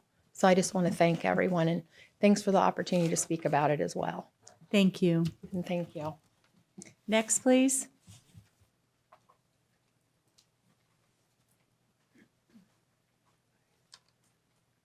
Good afternoon, Commissioners. Welcome our new Commissioners. I've been here listening to all the conversation about Sir, could you give me Oh, your yes, name? I'm sorry. My name is Alan Otis from City of Inverness. Thank you. And I've lived here 8 years now, and I still love the place. Thank you. Anyway, Rebecca Bays, it's nice to see you elected. A lot of your opinions are my opinions also, so I feel I'm represented up there. That's nice. Also, Fagan. I feel I'm a fiscal conservative like the majority of this county. We get very upset when we see our tax dollars being wasted or when we fight like heck to keep them low and they get raised anyway. So, but when I hear the story about our animal shelter, I have to agree with the consensus that we definitely do need one. It's a sad thing to hear what the volunteers are going through and the people that work there. But it's also sad to see a paid consultant come in here and we're telling them to keep the budget around 9 million and they flap out the low 22 up to 35 million. That's disrespectful to us. And I don't know what they were trying to put over on our council or committee here, but you did a good job of picking up on it. And I think we should just go forward looking at, this is our budget. It's $9 million. Now, if we can raise more money in between now and then and add to it, fine. There's something else. I've been building houses for years here, and costs don't necessarily go up all the time. Do you know a year ago, 1,000 foot of lumber, board foot of lumber was about $1,200 a square, $1,200 a board foot? Now it's $400. Gas prices a year ago were over $4. Now they're closer to $3. So we got to time these projects when the cost can get us more for the money. Ms. Davis knew that we shouldn't be paving roads when the asphalt was costing more, so she was a little bit about backing off on raising the taxes to cover that. So we need to take a look at some of our, when we're going to afford to spend the money and when we're not going to spend the money based on the cost of these projects. And I did come here to talk about litter, but it seems like we got caught up in that. I'd like to see the roads cleaned up. And I'd like to see maybe the inmates at the penitentiary do some of that cleanup. Or maybe some of these fast food places contribute a litter tax because that's most of it is their trash. If you take a look from Inverness to Ned Danellen, 41, down where Sunland is, or Sandland, I should say, dump is, it's filthy. And it's been like that for a long time. You can't train these people to not throw trash out. They're going to do it anyway. So we've got to pick it up because our county looks like crap. Really does. If we can do something about that, it'd be nice. Thank you. Thank you, sir. Next.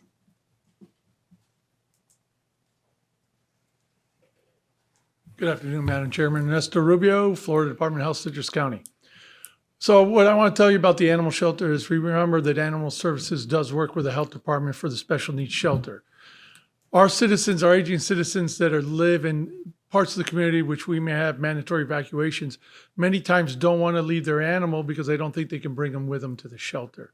We want to remind you that we work with Animal Services very closely to ensure that our aging population who needs to use our special needs shelter can bring their animals with them.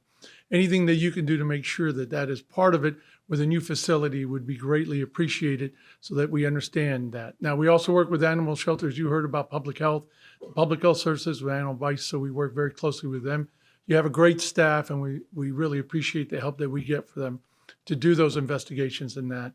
The third thing I would tell you, we do work with animal shelter. Please consider giving them, in whatever facility you build with them, a generator that runs everything in their facility. Currently, right now, if there's going to be a storm or anything else, they bring us all their medicines to the county health department so we can house that for them as we have generators to run all of our facility. It's a very important part about the care of the animals and everything that you do. Again, I appreciate it, your time. Thank you very much. Thank you, sir.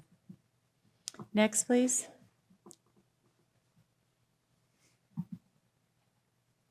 Good afternoon. My name is Lisa Pohl, and I'm a Citrus County resident, and I've been affiliated with Citrus County Animal Services for a few years now, and I'm delighted to do that. And I have to say that this presentation today, this meeting, was a little bit scary. It was enlightening. It was disturbing. And I feel the angst of the staff of Citrus County Animal Services. Because once again, they're being directed, it sounds like, to go back and tell us what you need. Tell us what you want. They've done that. I remember 2 years, it'll be, I think, 2 years in April that you first said, yes, we're going to build a new shelter. And I'm not sure I recall this correctly, but the $9 million mark was a negotiation down from what they said they needed, and you were discussing, and then it got negotiated down, and now we're stuck on 9 million. And the comments about building it when costs are down, I don't know, you want to roll the dice and say if in a year or 2 or 3 or another 10, costs will be down and we'll be able to build more efficiently? Or you want to roll the dice and say in 6 months, everything's going to, it's already back up. I know that when I go to the grocery, what I used to buy for $100 costs me about $150 now. I donate materials to the shelter, and I know that what I donate to them costs me, on average, 25% more than it used to across the board. We also have fostered for about 4 years now kittens for the shelter, and we talk about the cat population. A lot of it is because, I think, because the foster kittens stay in private homes, and a lot of the fosters, I know some are here, do their very best to arrange homes for those cats on the day they're spayed or neutered, so they never are in the shelter. They're in the day they're brought in, they get passed out to foster homes, they're wait there, they grow up, they get healthy, they're taken back, Doc Milo takes care of them, and they're out the door. So there's no discussion, I hear it, about amongst you that we need a new shelter. We need a new shelter. But please, as Commissioner Schlabach said, please do something and don't push it down the road. The safety factor, that lobby alone, you've all been there. Now you've all been there, thank God for that. And I agree with the comment about you can't do it probably because of schedules, but try shadowing them for a day or 2 or a week and see what you can do. When I'm there for maybe 2 hours. Yeah. And I'm like, seriously, my head spins. That lobby is a dangerous place. Thank you. Thank you.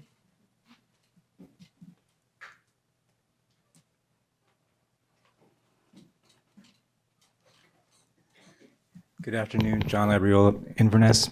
I just wanted to say also that I was very encouraged. I just want to say also I was very encouraged by the remarks of our two new commissioners, Rebecca Bays and Diana Finnegan, both on the issue of affordable housing as well as on, trying to save money and looking for ways to possibly reduce the budget, thinking creatively. On that point, I did have a question on item E1B, which you'll be discussing shortly, and that is on the advertising requirements for the county to put legal notices out. I could be wrong about this, but I believe there was a change in the law before we go ahead and approve this contract with the Citrus County Chronicle for legal notices. Was there recently a change in the law that allows the county to do those legal notices via just putting it on our website? Would like that to be addressed before that particular item is approved, because it is obviously an item that will cost the county money over time with each legal notice that gets advertised. So thank you for that. Appreciate it. Is there anyone else that would like to speak?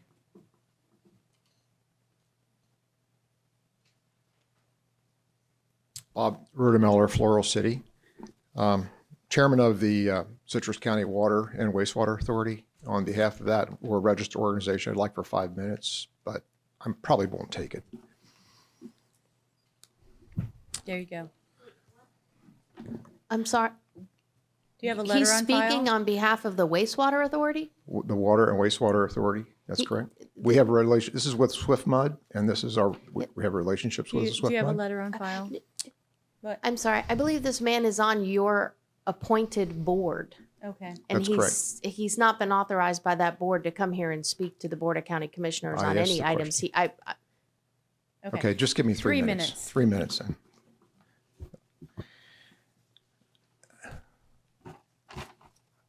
Go ahead. I believe it's essential that the citizens of Citrus County are aware of the benefits and the contributions with Southwest Florida Water Management District has provided. So far, it's been one-sided, and I think that it's very important that the citizens and the board fully realize the contributions that SwiftMud has made. Over the past 10 years, SwiftMud has performed $31.6 million in Citrus County projects. They've received $27.4 million from Citrus County. And to make up the difference, they've contributed over $4.3 million in projects for Citrus County out of other funds. The $31.6 million that are part of the Cooperative Funding Initiative, that's the CFI, which includes the following projects within Citrus County. And I'm going to go through these additional projects so that the citizens can appreciate what the Southwest Florida Management District has done for Citrus County over the past 10 years. Septic to sewer conversions, water reuse rebates, floodplain mapping, best management practices, stormwater improvements, and many more. Now, outside of the CFI projects, they've done shoreline restoration, wetland treatment, Three Sister Springs construction, Homosassa habitat restoration, and others. And there are additional ones which are very difficult to put monetary values on: well monitoring, structure monitoring, the SCADA system, regulatory services, permitting services, land management, education, and outreach programs. These are a significant number of programs which would be dismantled if we relinquished our association with SwiftMud. The termination of the relationship with SwiftMud would therefore be devastating to the county. The transition to another agency would be extremely costly and difficult and almost impossible to duplicate. It suggested instead that we engage in a more cooperative initiatives to solve some of the existing insignificant problems. Thank you for your time. Thank you. Is there any more citizens that would like to speak that haven't already spoken? Seeing none, I'm going to close open to the public. Commissioners, is there anything you would like to discuss or address? I can comment. Commissioner Finnegan. Thank you. I just want to thank the volunteers or those that have put time into our animal shelter. It's probably thankless on most days. So as one commissioner, I'm sure most will say that that we thank you. Don Clark, are you still here? I agree with you if you're here on affordable housing. I am a big proponent of home ownership. That's why I love Habitat for Humanity, because it gets people into houses. The problem with that, affordable housing, you get that government subsidy. As soon as you make a little bit more money, your rent goes up. You make a little bit more, your rent goes up. You're behind the eight ball all the time, and I think it perpetuates poverty in a lot of cases. So Habitat for Humanity and homeownership programs like that, and things that go through the county and our housing, our Citrus County housing helps people get into homes. Wonderful, wonderful projects. Mr. Labriola, it may be discussed, but I think that might have been before me because I watched a lot and I've only seen two. But I think with the Chronicle, the law did change, but I think our clerk of courts had come back and said it wasn't cost effective to not do that. So I think the board was going with the most cost effective option and what a lot of the public had wanted. And thank you everyone for your comments and information. Thank you. Commissioners, anybody else? Sure. Well, I got to tell you, I feel a little bit bad for our consultants here, or our hired design consultants and engineering or contract management. Kind of feel like they've gotten blindsided here a bit today. But I'm not going to ramble on about the shelter. I've already said everything that I feel like I need to say about that, other than everybody agrees that staff and the volunteers do an amazing job. That's not what this is about. It's about trying to stay within a budget, which I believe we need to do. And let's see, one gentleman said that, talked about litter being out of control. I completely agree. I would love to see public education about their pets do a better job of reducing the number that come to the shelter, but we can't seem to do a good job of teaching the public not to throw their litter out the car window. So I don't know how far that's going to go with their pets. And let's see, yes, Commissioner Finnegan, you're exactly right. We did talk about taking over the legal notices, and there was a lot more to it than what was initially anticipated, and some potentially unforeseen expenses related to it. And we thought best just to keep it right where it's at. So that's all I've got. Thank you. Commissioner Bays. Well, again, I just appreciate all of the volunteers and the staff at the county animal services. And I promise you, we are going to get a new animal shelter, but we just have to find a way that we can do that that's respectful of all taxpayers in the budget. So again, thank you very much. I would like staff to address Don Clark's permitting issue. Is there anybody here that can address that when he said that we didn't permit duplexes for? I don't know where he was trying to permit it. So it's kind of Did he hard in a leave? Okay, never mind. I guess he left. Yeah, there are some areas that you cannot build a duplex, but then there are areas that you can. Right. So, anything else? Oh, nope. That does it for me. Thank you. I appreciate today. Today was tough day, and I'm sorry I made you stay here. You please leave. Run. Thank you. And you know, we'll figure it out. I do want to thank our staff. I said it before that I think our shelter people are saints, or veterinarian saints, and the volunteers. Without the volunteers, I can't even imagine where we'd be at. But Lisa, you were absolutely right. I did compromise the 9 million because I wanted to get a 3-2 vote, and I had to do that. And by doing that and compromising a price, we were told it was this, but the board was only felt comfortable with 9. And what happened? 3.3 million came in donations because citizens, that's even without a plan or a fundraiser. So I keep pushing the 9 million because that's where this board feels comfortable. But I know that we're going to do things to get this going. I just want to break ground. I want to make sure that we've got something going, and make whatever this board feels comfortable with, and additional add-ons, fundraisers. We're going to work. I already work my fanny off, but you're absolutely right. It's like saying, you know, the staff said it's, 12, 13 million, but we only feel comfortable with 9. So good luck. But we're moving along. Today we're moving forward. Each day we're moving forward. Would I have liked this shelter to be built 10 years ago? Yes, I would have. I would not be dealing with what I'm dealing with a lot of times if this had been done 10 years ago. But we can't wait another 10 years because we can't. We're done. The expiration date has happened.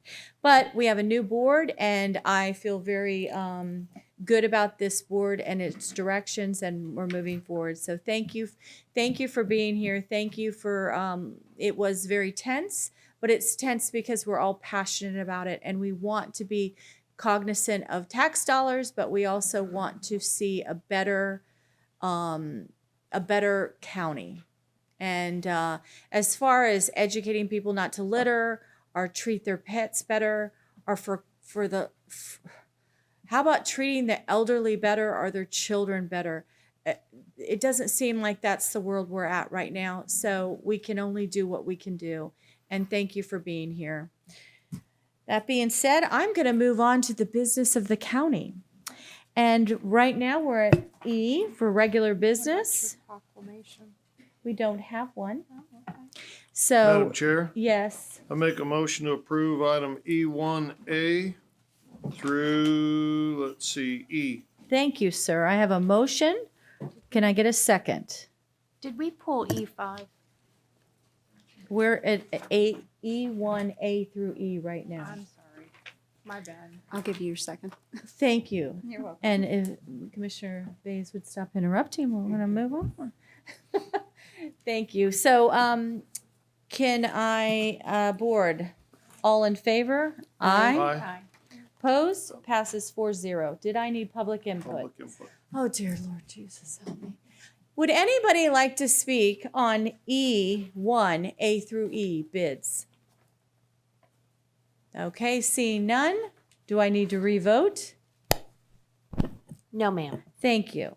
We're going to move on to item E2.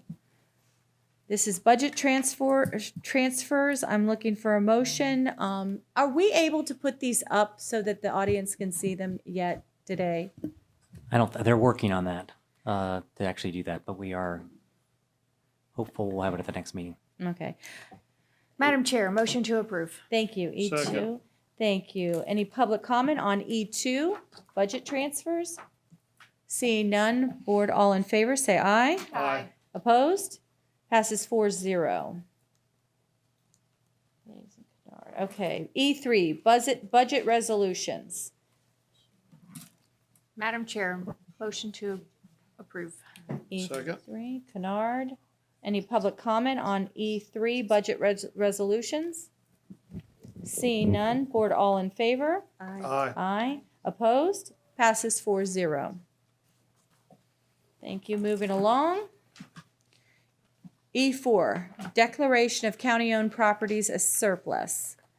Motion to I- approve item E4, A, B, and C. A, B, and C. Thank you, sir. I need a second. Second. Bays, Kennard and Bays. Thank you. Any public comment on E4? Seeing none, board all in favor? Aye. Aye. Opposed? Passes 4-0. We pulled E5 at the, Mr. Howard will be meeting with jail execs in the future. We had a good productive meeting today. So there's some deliverables they have to bring back. We're also going to be working with them, but I thought it was a productive meeting today with relationship building. So I think we're going to move this forward. I think a good path forward. So we'll bring that back at a future date. Thank you. Future. E6, land acquisitions for stormwater management. I'll make a motion to approve E6, A, B, and C. A, B, and C. Thank you. Commissioner Finnegan, I need a second. Second. I hear Commissioner Bays first. Any public comment on E6, land acquisitions? Seeing none, board all in favor? Aye. Aye. Opposed? It passes 4-0. E7, First Amendment to Chazawiska Watershed Management Plan Agreement. I'm looking for a motion. Motion to approve item E7. Thank you. Thank you, Commissioner Kennard. And second by Commissioner Finnegan. Any public comment on E7? Seeing none, board all in favor? Aye. Opposed? It passes 4-0.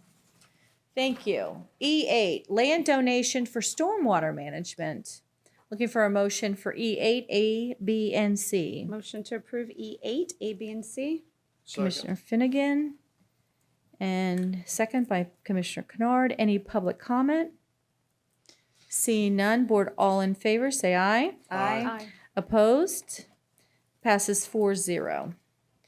E9, Village Green Unit 1 acceptance of perpetual county maintenance. Looking for a motion for E9? I'll make the motion, but I've got a question about this. Yes. I need a second. Second. Okay, I got Commissioner Kennard and Commissioner Bays. Sir, would you like to start? Yeah, we've, the county in the past has gotten itself into trouble accepting roads for maintenance and other roads that were not accepted for maintenance. Are we are we certain that everything here that we're accepting for maintenance, the drainage areas and so forth, are built to county standards, current county standards? Staff could please come forward. So we're not ending up with another Citrus Springs Roads and Inverness Villages and Mary Jensen, Public Works Director. Yes, we have. They were built to standards, and we believe we've done a lot of research into what happened, but we think there was some glitch. They were never accepted in. We have since maintained them, as in resurfaced them on a regular basis. We all thought that they were part of our system, and it wasn't until we saw one road labeled as private in the system that we actually went through. So we have accepted them. Our I's were not dotted and our T's were not crossed as far as legal, but yes, they are built to our standards, the drainage and everything. And we have been doing maintenance for decades on them. okay, great, thank you. So this is a housekeeping. This is a housekeeping, yes. We were all very surprised that it was like, what? This wasn't done. So yes, this is housekeeping. Well, good catch. Thank you. Any public comment on this? E9? Seeing none, board all in favor say aye. Aye. Opposed? Passes 4-0. Thank you. E10, 2022-23 Emergency Medical Services County Grant Fund Resolution. Looking for a Motion to motion. approve item E10. Motion by Commissioner Kennard, second by Commissioner Bays. Is there any public comment on E10? Seeing none, board all in favor? Aye. Opposed? Passes 4-0. And I should have asked, is there anything the board would like to say about that? Okay, good. E12, accept blanket utility access agreement and license Rolling Oak Utilities Incorporated. I'm looking for a motion E12, A and B. Make a motion to accept E12 A and B. Thank Second. you.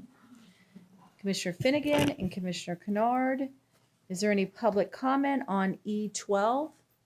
Seeing none. Any comments from the board? County Attorney? Can't we just give Mr. Stowell a heart attack and ask questions about this? No, No, he's so close to retirement. Well, and he worked, let me tell you, he worked so hard on putting this together, and so did our staff. Oh, now I do feel like I need to ask him a question. No, But, no, please. so anything from the board? Seeing none, all in favor say aye. Aye. Opposed? Passes 4-0.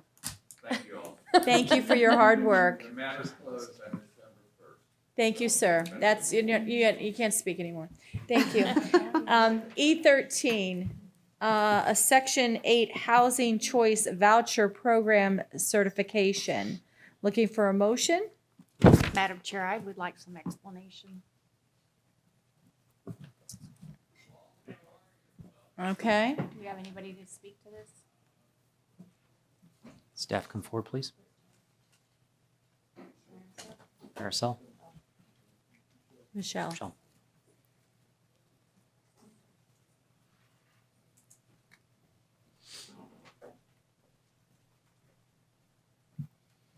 Can you give us your name and your, Michelle Alford, Housing Services Director. thank you. And I'm not trying to be mean to you, Michelle. she does a good job. Thank you. Okay. So are we just accepting the vouchers? I mean, or is this a portability from another county in? Or, Okay, I so mean, and we do portability too. So this is a certification that we're required to do on a yearly basis. Just stating that we're not using our Section 8 funding for lobbying activities and such. Our program though is we do have our vouchers. We have, so right now we do have on hand, I'm so sorry, I should have my number. We have a total of 220, and yes, we do have ones that poured into our county. That is correct. so we have currently 220 vouchers that we give out. That is correct. And the ones that are that poured in, it does not come out of our funding. They pour it in, we don't absorb them, and that way other counties will continue to pay for those. And typically, how long do people stay in this housing program? Once we give them the voucher, is it ongoing? Is Section it- 8, unfortunately, this housing choice voucher is ongoing, and that is through HUD. And these folks will have it as long as they do meet the income criteria. when they do start working or they're over income, the vouchers go back into the pool for us to issue to somebody else. Or if someone passes, that's another way, or they So just randomly. statistically speaking, the person that we originally gave a voucher to, percentage-wise, what would you say that is? That there's the person's still in there? I mean, I would say, it's probably pretty high. okay, thank you. You're welcome. It's probably, I'm sorry, I didn't It hear. was pretty, I can't give you an exact number, we can look that, but I would say it's pretty high. There's not too many people that are handing in their vouchers again unless they are getting employed and they're over the income. Thank you. Thank you. Any other questions for Michelle before I ask for a motion? Mr. Howard, did you have something? You look like you're ready to jump I out. was of going to your wait till seat. this is done. There's one I wanted to bring up. There was an oversight on one that we need to still look at. I'll let you get done with that. So Nothing for that for now. Thank you. I'm looking for a motion for E13. Motion to approve E13. Second? I will second that. Any public comment? Seeing none. Board, all in favor, say aye. Aye. Opposed? Passes 4-0. Yes, sir. E11 was Did one I that- skip it? We did skip it. Motion to approve item E11. Thank you, sir. Second. And that is roll forward purchase order budget resolutions. And we have a motion by Commissioner Kennard, second by Commissioner Finnegan. Is there any public comment? Seeing none, board all in favor, say aye. Aye. And opposed? Passes 4-0. Thank you. E14, Harbor Lights Plant Interconnect Release of Retainage. Motion to approve item E14. Thank you, Second. sir. Thank you, Commissioner Bass. Any public comment on E14? Seeing none. Board comments? Seeing none, all in favor, say aye. Aye. Opposed? Passes 4-0. F, outstanding commission items. We did attempt to update this list. We actually did add at the direction of the board. With Swift Mud looking at that, we gave like a 90-day timeline. There's a few more on here we're going to look at a little closer, but this list has been updated. Staff's looked at it, so it's current to date. So I'm looking for approval of F1 commission items, 1 through 15. Motion to approve F1, 1 through 15. Actually, I failed to Madam. ask for, there's one on there that needs to actually come off. I think we're asking approval to release that soon. You just want to make it, I know, I'm just making, I don't want this to be Harder? as long as last okay, board which meeting. one are we removing? Finish 9. 14. 9. Well, that'll be on the next, the way that we've done this in the past, certainly the board can take a different approach, but normally, on the next. December 13 is not over yet. Yes, ma'am. Thank you. So I am looking for a motion for F1, 1 through 15 with the complete, I'll amend my With motion, Madam Chair, taking away 14. to take away number 14 and approve 1 through 15 minus number 14. Thank you. I need a second, please. Second. Any public comment? Seeing none. Any board comment? Board, all in favor, say aye. Aye. Opposed? It passes 4-0. Thank you. G, County Administrator, Mr. Howard. All right, perfect. This is just a strategic planning retreat. You've done this in the past. We checked your calendars. It's scheduled for Wednesday, January the 25th, 2023 at Lecanto Government Building, planning for our future.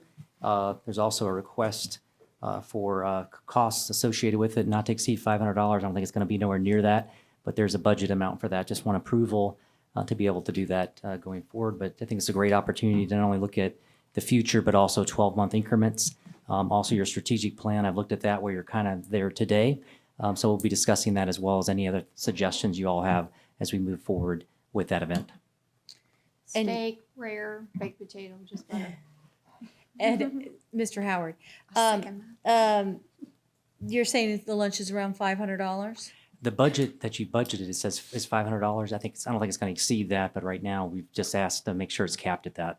And is this the one that the chairman usually buys the lunch? Well, that was for actually the lobster, and that's what they've Yeah. always in the past. This That's what is the I was- one. This is the one. I just remember that when I asked for travel fees for $540.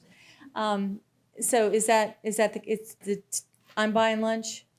Is that how it works? That's how it's been done in the past. Okay, well, do y'all hear that? I hear high-end lunch, that's all I'm hearing. No, I hear five, I hear five. I'm hearing gluten-free and dairy-free. I've got one question that this agenda item brought to mind. The summit that we've done in the past with the other boards, is that scheduled yet? I've heard about it, but I've not seen that. But actually, I've seen some documentation from the past, but we'll work on that. I've not seen any dates for that today. I'm not buying lunch for that. Yeah. No, that one, you know, is typically, or has been expense. Naturally, it's a much bigger crowd. But I thought that and I understand all the changes that have taken place, but I thought we normally did this summit in December, and then didn't we do the retreat in December, and then the summit in January? So I'd like to see us I've always seen that as a very productive thing. So I'd like to see us get that in the works for, you know, maybe it comes a little later, February or March this year, something like that. But it seems to be very productive. We've, in years past, it's just been elected boards. I know that last year, probably the years prior to that as well, the sheriff's office has asked about being invited to participate in that. I don't see why we wouldn't. You know, the county commission, the two city councils, the school board, and it seems to me that it would be appropriate to hear from the sheriff's office, but that's discussion that you know, if the board wants to leave that up to the chair to decide if they want to involve one of the constitutional officers. Are you leaving out the other constitutional officers? Do we want to just keep the board? So anyway, I don't know if the board wants to decide that or if we want to leave it to the chair. in the planning retreat or a different? This is a summit that the boards come together. We do it out at the college once a year, and it's just a kind of a brainstorming session, how everybody can work together better, where we want to where we need to better improve communications, or everybody getting behind specific initiatives. This is where not necessarily it was born out of, but a big push for the Baker Act facility and mental health care, improving mental health care in our community came out of this summit. Doug, when So- was the summit last year? Use your mic, please. Chairman, it was the second week in January that we usually host The summit yes. at the college? Right, and we did the BOCCs like Commissioner Carter said, we usually do the retreat in December. Okay. Yes. So, well, let's clean up G1 and Yep. then we'll direct staff to. So I'm looking for a motion for G1. Does anybody else have any discussion? So I need a motion for do I need a motion for G1? Yeah. Yes. I'll make a motion for, that we approve item G1A, On my list. but the chair buys, we're not expensing this one. Thank you. I will second that. Any public comment on me buying lunch? Board, all in favor, say aye. Aye. Opposed? It passes 4-0. Thank you, Commissioner Kennard. And I would like to, can we get staff to get on the calendar the summit? Absolutely. Thank you. Great. We did H, we're at I. This is, we don't have any, right? No, None. okay.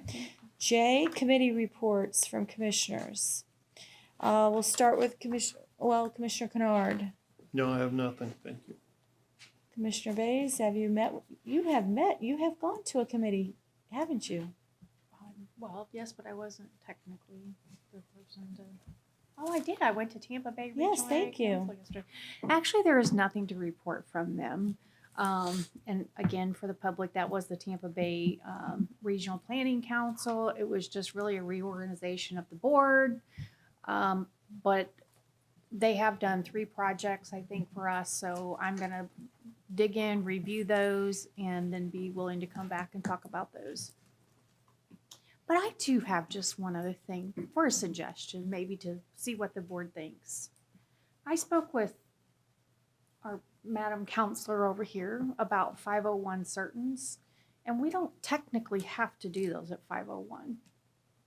So I would like the board to entertain an idea and come back at a later date to be able to change and not have 501s, to take them into our regular business. Would you like to comment? I think, well, this isn't on the advisory boards, but I can certainly put together some information for you all. It's true that you don't technically have to have them at 501, but there's a 2-step process that you have to go through on each application if you don't want them at 501. So it's, I don't believe you can unilaterally say all development applications that would have previously required a hearing after 501 are going to now be heard. You have to handle each one individually. So I thought can we could put, change the AR that says as long as we have a majority plus 1, we could change it. yeah, it actually is the statute. So if you want, I can help you work on an agenda memo for the next, Only not if the the next board meeting, wants to the entertain that meeting idea. after that. Well, the it would be. 501s, what the way I understand it too, is a lot of times it's applicants that have a job. And was that how historically it started? Well, no, the statute requires it unless. So typically the boards in the past and this board up until now has always just followed the required. Commissioner Bays is suggesting that we do the unless, which is the unless says that unless a majority plus 1 of you votes to hear it at a different time. So it would just take us bringing an agenda item. There are some downsides, I understand, which would be in the delay, because we're actually going to have to come to you for each application and say to you, do you want to hear this particular application not at 501? And then 4 plus 1 of you has, or 3 plus 1 of you has to vote to say, yes, put it on our next agenda. So it's adding an extra meeting potentially to the application time. And I think they used to do that maybe when you were on the board before. Well, At some point I mean, in the I just, past. you know, going to the Florida Association of Counties and talking with various number of different commissioners and, you know, staff, no one has ever said that you have to bring that up for each one. It's just that's, you know, a lot of county commissions start at 10 o'clock in the morning. They take their consent agenda, you know, they do open to the public, they break for lunch, and then they come back and they do the rest of the business. It's just, they have a time certain for the applications, but it's not. So anyway, And I'm just throwing it out there because I think sometimes our days get long. I look at, you're typically, somebody's paying attorneys to come here and they're coming after hours at 501. And I thought it might be a better business policy and. Well, would that And be we something she would put on the agenda for discussion? We could do that, and I can and work with staff to kind of do a survey of jurisdictions that do it other ways. Maybe they have an idea that we don't have. Like maybe they have found a way to maybe have one agenda a month where you look at all of the potential ones and vote on those all at one time to bring them back at another date or so. I've only ever done this in Citrus County, so since even before I was with the county, when I was on the outside, it was always 501. So I'm happy to research it and help you with an agenda item for an upcoming meeting. Thank you. Anything else? Nope. Thank you. Commissioner Finnegan. Yes, I actually attended my first Early Learning Coalition, the ELC board. interesting. Funding is always an issue, like it is everywhere, and I think they're petitioning for more. I think the issue is if more funding doesn't come available, they have trouble with daycares that's mostly subsidized through the funding for the ELC and that program. They have to, if it's not worth it, they close their doors, which would be detrimental, because then what would our working population do? They can't stay home, take care of the kids. So there's an issue, and I think that there's a very capable director over there, and they're working at a state level. So just in there, get my feet wet, but I see the issues, and I've offered my help if I can help them. Thank you. Thank you. I attended the Suncoast Transportation Planning Alliance. I was the alternate. I seem to be going to all the executive MPOs. The chair hasn't been able to make the last 4, and Commissioner Kennard is not the chair, so I'm not looking at him like he's slacking. Thank you. Yes. And it was just basically, updates of what has gone on through the year. And the 2 projects that were projects recently completed because of our collective agents advocacy was the Suncoast Parkway 2 extension. And then the top unfunded priorities, which I thought was interesting, for the greater Tampa Bay region is US 41, State Road 44 to State Road 200. So they're saying that it's a top priority, but it is unfunded. So that was a better part of my day at that meeting. And, talking to support letter for Amtrak and a lot of transportation priorities and what's being accomplished. And it's very informative. And that is all I have. So, Commissioner Finnegan, do you have anything else you would like to add? No, ma'am. Commissioner Kennard. Yeah, I've got 2 things I'd like to talk about. There's an intersection out on 491 that seems to have, is getting an increasing amount of attention, and not for the right reasons. That there are more and more accidents there, and near misses, if you will. Horace Allen Street and 491. It's certainly not something that I'm going to advocate for, a traffic light or that type of thing there.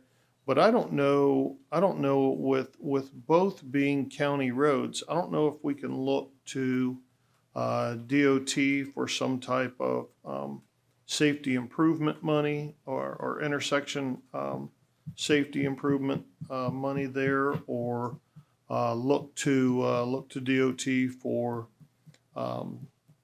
some type of maybe statistics on what's happening there. But the issue seems to be that Horace Allen Street is a dark road, and when people are heading down that road at nighttime, you're on 491 before you realize it, and traffic on 491 is not stopping. So I'd like to see where we can look to try and improve the safety of that intersection. The other thing that I'm being asked about, and this is going to be a board decision, I've had some conversations with Randy about it in the past, and we just never really brought this issue forward to the board. Regulating or attempting to regulate boat speed in residential canals. And I believe the majority of the issue comes from our visitors, whether they're weekend visitors or your Airbnbs, that type of thing. They drop their boat in the canal and off they go, or they're 50 feet off the seawall and just going like crazy, either just out of, I don't mean ignorance like stupid, but ignorance, just a lack of knowledge of the damage that they're doing to these waterfront homes, the docks and the boats that are moored there and stuff like that. I don't know ultimately if we have the ability to post speed limit signs there, or if that takes some type of resolution from the board to take it to FWC and see if FWC would cooperate in trying to slow them down within a certain distance from the seawall or from docks, things like that. So if it's something that the board is interested in, then I certainly would bring it back in the form of an agenda item to direct, I don't know exactly what that item would be just yet, other than to direct staff to look into this, what other communities have done to address this issue. Madam Chair, may I address Commissioner Kennard? I would get behind that too, because I know the upset and the dangers to property and to the boats moored there. But are we allowed as a county to regulate that speed, or does it have to go through FWC? I thought that was a state thing. I don't know if we need to ask Madam Attorney that, or. I don't know. As I sit here, I don't have the answer to that. Fair answer. But, if it's something y'all want us to look into. I would say that as a county, we probably do, because years ago on the TDC, we actually used to have signs out in the waterways that we placed for certain things. So I'm presuming that we could probably do it as a county, that even though they're going to be the law enforcement side of it, but I would think that based on some prior things that we did through the TDC, that would be all under us. Madam Chair, may I Yes, inquire? please. For speed limits or just signs? We had signs posted, like going out the channel canals with the TDC. That was years ago. That was done by a different board. Several boards back. I just don't know about the speed limit. I don't know if if they're waters of the state, I don't know. I really don't. Okay, thank you. I would like to address the safety on Horse Allen. There is going to be a light there. It is okay. part of the expansion, so it is being addressed. Okay, So you can let your constituents know that. you got it. Hopefully, it'll be very soon. Right. That would be We need nice. to get shovels in the ground for 491. Thank you. Is there a timeline on 491? I'm not gonna do that to him today.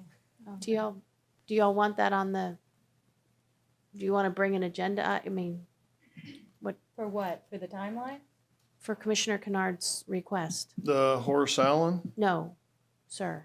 Oh, the boat speed. Yes, sir. Yeah, I think let's, why don't we work on that? I'll bring forward an agenda item for all of us to discuss once we get Commissioner Davis back here and try and get some Thank you. consensus on. Do you given have direction. anything else? Nope, that's it. Thank you. Commissioner Bays. Do you have anything? Yeah, is there a timeline for 491? When are we going to get shovels in the ground? I want them to actually. I'll buy the shovels. How's that? I'll contribute. I'll find out. I've seen some different. They got a whole packet full of all these road projects and maps and everything else. So, but we'll look and see what the latest timelines are that's there. But You should know this. It's like Yeah. running through molasses with government work. So I I can tell you the EA's environmental assessments. It's multiple. I mean, there's this. It's too long. it's a long time. We're ready. It's too long. We're Yep, ready. so We need a win. I I'm need a with you. win. Yes. I'll go ahead and make Commissioner Kennard happy. The darn lawyers were involved with property acquisition. Yeah. So unfortunately, that has held things up. But I understand that some of the more difficult acquisitions have come to fruition. So the darn lawyers. Not just the lawyers, engineers were involved in slowing this down as well. Oh, okay. All right. Well, thank you. I'll take some of it off. the Thank bill. you, sir. I'll take one other stab at his problem just in case, and I don't know timeline wise if that stoplight's gonna be, I'll be 6 foot under. But I do believe that there's electric there, so if in the interim, at very least, you may be able to put a stop sign that flashes, blinks, or something of that nature that would help. No, we put a, thank you. We put a, and I think it was the county that put in the cautionary light on Stagecoach before 491 out there. Unfortunately, that happened after somebody was killed out there. And my fear is something like that terrible happening there, and then this board going, yeah, we need to hurry up and get something out there. Rather than if we know it's a dangerous intersection, or at least we feel that it's a dangerous intersection, let's look into it, find out statistically if it is a dangerous intersection, and maybe that's a great solution in the interim, is put some type of warning device out there that that may prevent something terrible happening there. I do have one other thing. Yeah, we have a 501, you know. I don't know if it's possible, but if you're coming east on 44 and you have, was it Oak Glen? Crystal Oaks. Crystal Oaks, and then you have the Suncoast Parkway. Maybe this would be a better analogy, but if you're going to Tampa, you see the 2 lanes that have the markings for the airport. Is there a way that we could have marking on the road that identifies if you're going to Suncoast Parkway that you stay in that lane and get past those little curb stops? That is very dangerous. I mean, I have watched so many people, they get into that lane and at last minute they jerk out into traffic. And I just think if we could identify that lane, since they've put those little things up in there, that would help give some direction, because it's just hard to identify because you're looking at that sign and you don't know that you're getting off on the right, and maybe staff can direct that through the appropriate parties. That would need to go back to DOT. They came in, I think you were at Crack the day we discussed that DOT said that they were going to work on, or they were working on it. They'd come up with a solution to it. And the solution they came up with are those pylons there. And they don't it's work. no, just yesterday on my way to the office, I just about pulled out into the path of vehicle that was supposed to turn on Crystal Oaks, and they veered right back into traffic again to go around the pylon. So, yeah, they're not working. Thank you. Road markings. So if you can take care of Absolutely. that. We'll Thank follow you. up. Thank you. Okay, moving forward, item O happens to be mine. I have asked, I'm going to be going to Washington DC in February to sit on the committees that I have. I've asked for, I'm paying for my own airfare and I'm paying for my own hotel, but as the registration as a commissioner, I felt that it needed to go through off of my budget. So I'm asking that you would approve $570 for my travel to Washington DC for NACO, the National Association of Counties, and that's the registration of the convention. Motion to approve. Thank you. I need a second. Thank you. Any public comment? Remember, I'm paying $500 for lunch on another thing. Any comments from the public? Seeing none. Any board comments? No, thank you. So all in favor? Aye. Opposed? Passes 4-0. For registration only. I know how to work his system. Okay. Just don't leave early. And I will bring back my homework, believe me. I was going to say, Commissioner Denise Diamond Lynn, County Attorney, No, do you ma'am. have anything? No, ma'am, and I'm Thank pleased, you. not a commissioner. At this time, I'm going to open it to the public. Is there anything that anybody would like to say? Please, okay. Please fill out a green card. You already have done that, so please give me your name and where you live, please. Tracy Duncan LeCanto. Hi, Tracy. I don't know if y'all have a volunteer group for y'all, but I just wanted to share that if there's anything that I could do to be of help, please feel free to give me a call. Thank you. I need an intern. Okay. I'm serious. I would love to see what I could do to be of help for any of y'all. If there's anything, phone calls or research or whatever we might can do to be, to help out in any way. Thank you. A secondary thing maybe you can answer is who I can speak with about a problematic situation with my road. Who would I contact in the county? You could email me at ruthie@citrusbocc.com, and then I will make sure that your concern is forwarded, Okay. or you could email it. Mine's Okay. an easy email, that's why. Okay, I just want to find out if I can do something because I live like on an S, and people whip around it all the time, constantly coming through my fence. Yeah. So I was going to put up, I got some telephone poles and I was going to put up like a barrier on my Well, line, but I was okay. told I couldn't do that because I could get sued. Yeah. So So please email me. Thank you, Tracy. Thank you. But again, And give me your volunteer, let number. me Give know. me your number when you email me. Okay. Madam Chair, I Yes. think you forgot it's Ruthie.Schleybaugh at. No, it's Ruthie at, everybody wants to correct me today. It's Ruthie at citrusbocc.com. Yeah. Yeah. Okay, I apologize. Yeah, don't ever do that again. And Apologize? Yes, ma'am. You are forgiven. Thank you. At this time, is there any more open to the public? Getting a little punchy here. Real fast. I know Thank you. Your everybody's name? ready to go. Your name? No, My we name- have more work to do. My name is Tammy Fields in Thank you. Lecanto. Thank you. I would just like to see a map, or if the map, if it's out there publicly, where if individuals, if they decide to come into the sand hills, or where all they're going to go with water in the sewer or septic hookups, I'd like to see where that would go. If that comes out on Grover, Cleveland, towards 491, up towards 44, where are those areas? I'd like to be able to see that. If it's just like on Homosassa, Crystal River on the water, it sounds like it's expanding out into the community a lot. Would like to see what's happening there, please. We'll follow up. We'll Okay, follow up. thank you. Thank you. Any other public comment? Thank you. Seeing none. At this time, I'm gonna announce our upcoming meetings. We have a regular meeting January 10th, 2023 at 1 p.m. right here in room 100 in this courthouse. And then we have a regular meeting January 24th, 2023 at 1 p.m. right here. And then in February 7th at 1 p.m. We don't have any upcoming workshops or special meetings to announce. We are not going to adjourn because we have a 5:01, but I am going to call a 5-minute recess so that we could use the facilities. Been sitting here a long time, so not adjourn, on a recess. Thank you. We'll be right back. I'm going to call this 5:01 to order.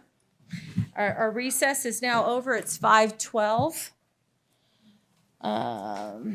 So this is a public hearing. Would you like to, you want me to do the reading or do you want to do it? I've got it, ma'am. Thank you, please. With regard to AA-22-05, do you have any ex parte communications you'd like to disclose for the record? And we'll start with Commissioner Finnegan. No. No, ma'am. Sorry. No. No. Thank you. At the conclusion of this public hearing, you're going to be asked to consider an ordinance of Citrus County, Florida, political subdivision of the state of Florida, amending the Citrus County Land Use Atlas Map and the Citrus Springs Unit 4 Master Plan by redesignating approximately 3.09 acres from the Planned Development Residential District with a medical designation to the Planned Development Residential District with a recreational designation, providing for an indoor recreation facility, providing for severability, providing for scrivener's errors, providing for modifications that may arise from consideration at public hearing, and providing for an effective date. And our applicant, Ms. Barbieri, if you wanted to come forward, make your presentation. At the conclusion of her presentation, we have a staff presentation. Thank you, ma'am. Thank you. Good evening. As she mentioned, we have submitted an Atlas amendment. Can you give me your name? Amy Barbieri, thank you, to change the current commercial property that we own from medical to recreational in hopes of building a youth recreation center in Citrus Springs that includes primarily indoor basketball and volleyball courts, a fitness area for some speed, strength, and agility training. This has been a dream of mine for some time. I grew up here. My husband did too. Now our kids do as well, along with our parents, all four who also live in Citrus County. We've been involved in youth sports for decades, and this county needs more indoor spaces for kids to train and play. It's long overdue, and the need will only grow as the county does as well. A lot of the organizations we've been involved with have made do without indoor spaces, playing at outdoor parks when it wasn't raining or too hot, or the sun hadn't gone down. We've played at church gyms and the Key Training Center, but it's been intermittent and inconsistent. Coach Thomas, he is a PE coach at one of the local middle schools. He's our partner in this dream. He is the one that we envision of running it day to day. In his free time, he has built Beyond Limits Athletics, BLA, and he has trained and continues to train hundreds of kids. And he has been running leagues and summer camps when he has the space. He has developed nationally ranked teams working from kids from kindergarten that are now in high school. And he works with all ages and abilities. It's not just the kids that seem to be born with a ball in their hand, but the other kids who want to try something new and challenge themselves. And he could just do so much more with a permanent home. It wouldn't be just for BLA. We have talked to, been in touch with like Citrus Fusion Volleyball and some other organizations who are having some of the same challenges that we are. They have been going out of county for practices and tournaments. We did it. I'm sure some of you did the same. My dad drove me to Tampa many nights a week when I was in school for AAU practice. We drive our kids all over Florida for the same, and so much of that could stay here with a facility like this. I've told a few people about this endeavor, and then news tends to travel fast with something that's so needed and desired. We've already been approached by folks that if we are approved and we continue to grow, about adding batting cages and indoor pickleball. Clients have reached out to me that need indoor spaces for pickleball, when kids are in school. Yoga instructors, group exercise instructors, all needing space, as well as community organizations that we're involved with needing space for meetings and events. We've been in touch with the Y, who's always looking for alternative sites as well for their many wonderful programs. So we will, if approved, we will listen and adapt to the demand as it is presented to us. I love Citrus County. I love basketball.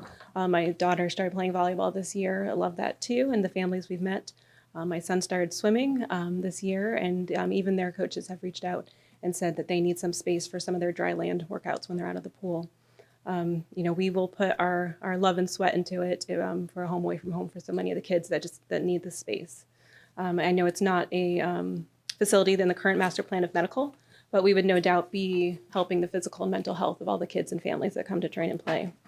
At the PDC meeting last month, we had many parents and community members and players, young kids, come and speak in favor, many of whom are currently playing at a basketball in Lecanto. But they just wanted to pass along. We had a single mom who was new to the area. Her son was struggling to make friends, needed a male role model, and she spoke of the great impact that Thomas and BLA has had on their lives. Another young man, he is a freshman in high school. He spoke of how Thomas was there for him when his dad passed away when he was in middle school, every step of the way. And there were some players who never saw themselves playing sports until somebody believed in them. And it was just a great thing to see. We had community members step up about keeping it local, and the Citrus Springs Civic Association spoke at that meeting and added their full support. Coach Thomas, who is coaching that game in Lecanto, he may even love Citrus County and basketball more than me. He shared his vision and what it would mean to this community if we could build this facility. I've had the pleasure of meeting a lot of great coaches over the years, and I can tell you he's it. He's got it. We are lucky to have him in Citrus County. One night, my dad and I were watching one of his training sessions after we had seen him coach for a while, and just so impressed with this young man.